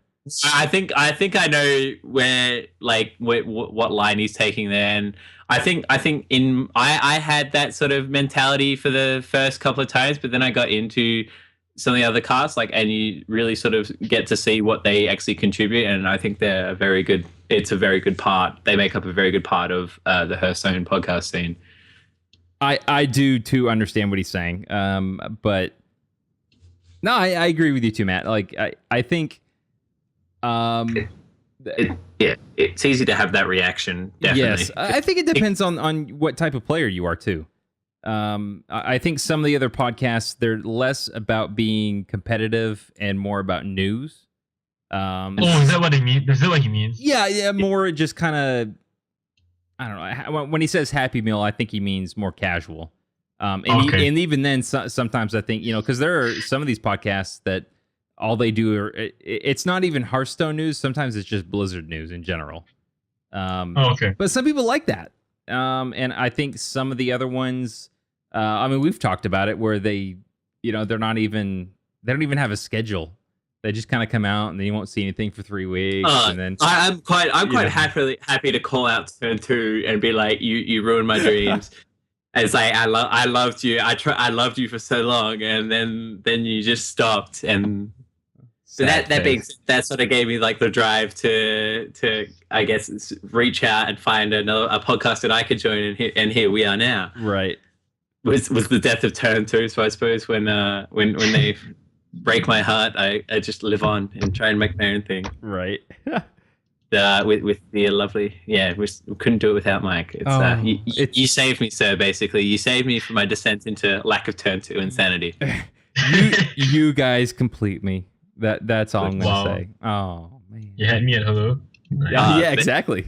Indeed. And the other thing he said in his email when he's like, "Go Australia," it's one of my favorite things to come out in the past couple of years. For some reason, in the past couple of years, it's just the slang for referring to Australia just became Straya. And it does sound like the way you say it, though. Like, exactly. You just said two of the exact same thing. So. Yeah. I said the same. I actually said Straya twice. But oh my god, it's just Straya. I guess it's like good. In the U.S. us going America. Yeah, America. It's the same thing. I remember seeing it being written on a road sign when I was like traveling, and I just lost it. It was great. It's just, but yeah, the other podcasts definitely have things to offer. I'm gonna call out Hearth Center as well. It's just you guys, they have such like good potential and content, but the mic quality is just so annoying. It's so frustrating. It's just I want to listen. I really do, but yeah. Wait, whose? So Gosu Gamers have. Oh right. Yeah, we've talked about this. Yeah. Well, it's not Hearth Center, the podcast. The Innovated is the podcast. It used to be Hearth Center, yeah. Right. I think it did. Because it hasn't been a. That is a great name. They're totally illegal. The album art's still the same, so unless I'm behind or something, I don't know. That's such a good name, though, right? The Half Stoner. Yeah. Hearth Center. Half Stoner. Holy, that'll be so much better. Hearth Stoner is a podcast name. But Dude, yeah, Half Stoner. Holy son of a gun, that's a good one. Well, there used to be an ad for Mana Grind was a player called Nick. Oh, you wanna get stoned? Get half stoned. It was like brilliant. It's just, but yeah, innovative. It was ESGN, right? Like the fight night. I think Ecop or someone said that. Something ridiculous like that. Yeah, it's probably. Yeah. It's from it was the fight night. It was great. I think we want more listener emails. If you feel inclined to call me a sick cunny, well, me as a sick cunny, that's really what we. That's what was his name again? Gypsy. Gypsy. Thank you very much, sir. Please write in again. Yes. Yeah. That was a fun one, and I'm glad that he enjoys it. And if you out there enjoy it, let me know. If there's something you don't enjoy or something you'd like to see or hear, let me know as well. We want to provide information for you guys. So if there's something maybe other than just general Blizzard news, I really have no desire to do that. But if it's Hearthstone related, we are here for you. We just need to know what you want to know, and we'll look into it. So if there are some decks that you want to see us talk about, try out, that you've seen in the meta, or that you want to, I don't know, try. I don't know. Let us know. We'll try and it. start fights with Lucas. Yeah. If you've got some like Hunter Wisp deck that you swear will hit legend, I'll try it. Yeah, I'm not gonna try that. You can play it yourself. I'll try it. I'll sink like 10 games into a Hunter Wisp deck. Yeah. Come on. But anyway, guys, yeah. So now, anything else? Forever hold your pieces. Nope. Good. All's good. Yeah, no, I think they're good. I think Shout out to anyone making Hearthstone podcasts. We definitely need more. I don't know about you guys, but I listen. I know you listen. Actually, I know you listen to quite a few podcasts, don't you, Mike? Yes. Yeah. Yeah, Avery, are you all about the podcasts? No, I'm not. I just watch a lot of streams. I mean, I used to like listen to podcasts for like various other games, but I kind of didn't pick them up for Hearthstone. I think like the reason I like it is like it's really good for when you're driving and doing things. Oh yeah, that's Yeah. true. My favorite. So I fluctuate between my schedule of podcasts includes about 2 or 3 poker related ones, and then like the rest is like Hearthstone and other games. But yeah, there's not enough. And as much as I try to listen to our one like on post production, just to make sure it's all good, like. Just to see if I'm happy with the result. Like I'll sit there and drive around, but like I can only listen to my own voice for so many times, so I have to like find other Hearthstone podcasts. So. You sound like an angel, Matt. Come on. Well, it's not even that. Like I know I do like the sound of my voice, but it's just Not like just an angel, an Australian angel, Australian angel who's an a Australian angel. Yeah. But yeah, it's good Hearthstone podcasts out there. We probably need more. I that's why I love what we're doing here, because it's basically like I want to be able to make something that I would want to listen to. Exactly. Exactly. And that's I know when I'm at work, and like, because I do the same thing, just after it's the morning after it goes up, I'll either on the way to work or if I'm sitting at work, turn it on just to listen to it. And I'll be halfway through it before I'm like, oh God, I just realized I haven't stopped this yet. Because I this is what I really wanted, and I wasn't finding it anywhere. So I'm like, oh, what the hell? I've always wanted to do a podcast. I'm big into Hearthstone. Let's just do it. So again, if you're enjoying it out there, great. If there's something that you haven't seen that you want to, let us know. We'll more than happy to add it in. And if you hate things, tell us what you don't like. We're big boys. We can take it. If you like things, that's cool. If you don't like things, tell us what you don't like, and we'll think about changing it, or I don't know, working with it. That's we want constructive criticism and compliments. That's all we want in life. Yeah. Adoration. That's right. I just want to be patted, I really just want to be a dog and just sit there and be patted all day. Well, I guess that'll do it for this week. Don't forget that you can find us on iTunes, Stitcher, your podcast catcher of choice. If you can't find it on your podcast catcher of choice, let me know, and I'll take a look into seeing how I can get it in your format or place or whatever it may be. You can also find us on YouTube and Twitter. Just search Death Rattle Crew. Find videos and our posts there. Other than that, Mushu and Avery, thanks for joining again this week. Thank you for getting me up. I feel really alert now, so I guess it's pretty good. Yeah. It's a good. I still have the rest of the day. See, I wouldn't have gotten up for like another couple of hours. Right. It's 1 o'clock in the afternoon. And I'm going to bed right after this. Oh yeah. All right. So, So from us at the Death Rattle Crew, all you listeners out there, we'll see you next week. Have a good one. Yep. Australia. Australia.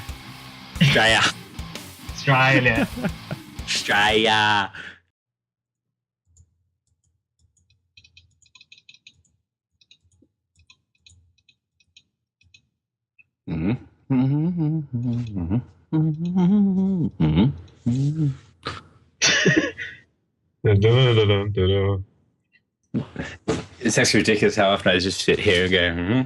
It's good music, man. Blizzard's Walk around the music. house going. Or even at work, it's just like, just to annoy my mate at work, it's like, hey dude. And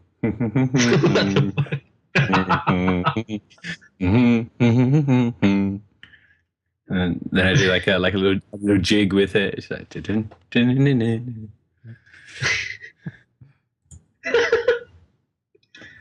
song gets in your mind, man. Like, you really just get stuck there. It really, really does. That's why I turn off sound. I play with no sound. So you can't sit there and dance. You're like, I'm not gonna let it like poison me, man. You're gonna lose this game. I'm gonna win.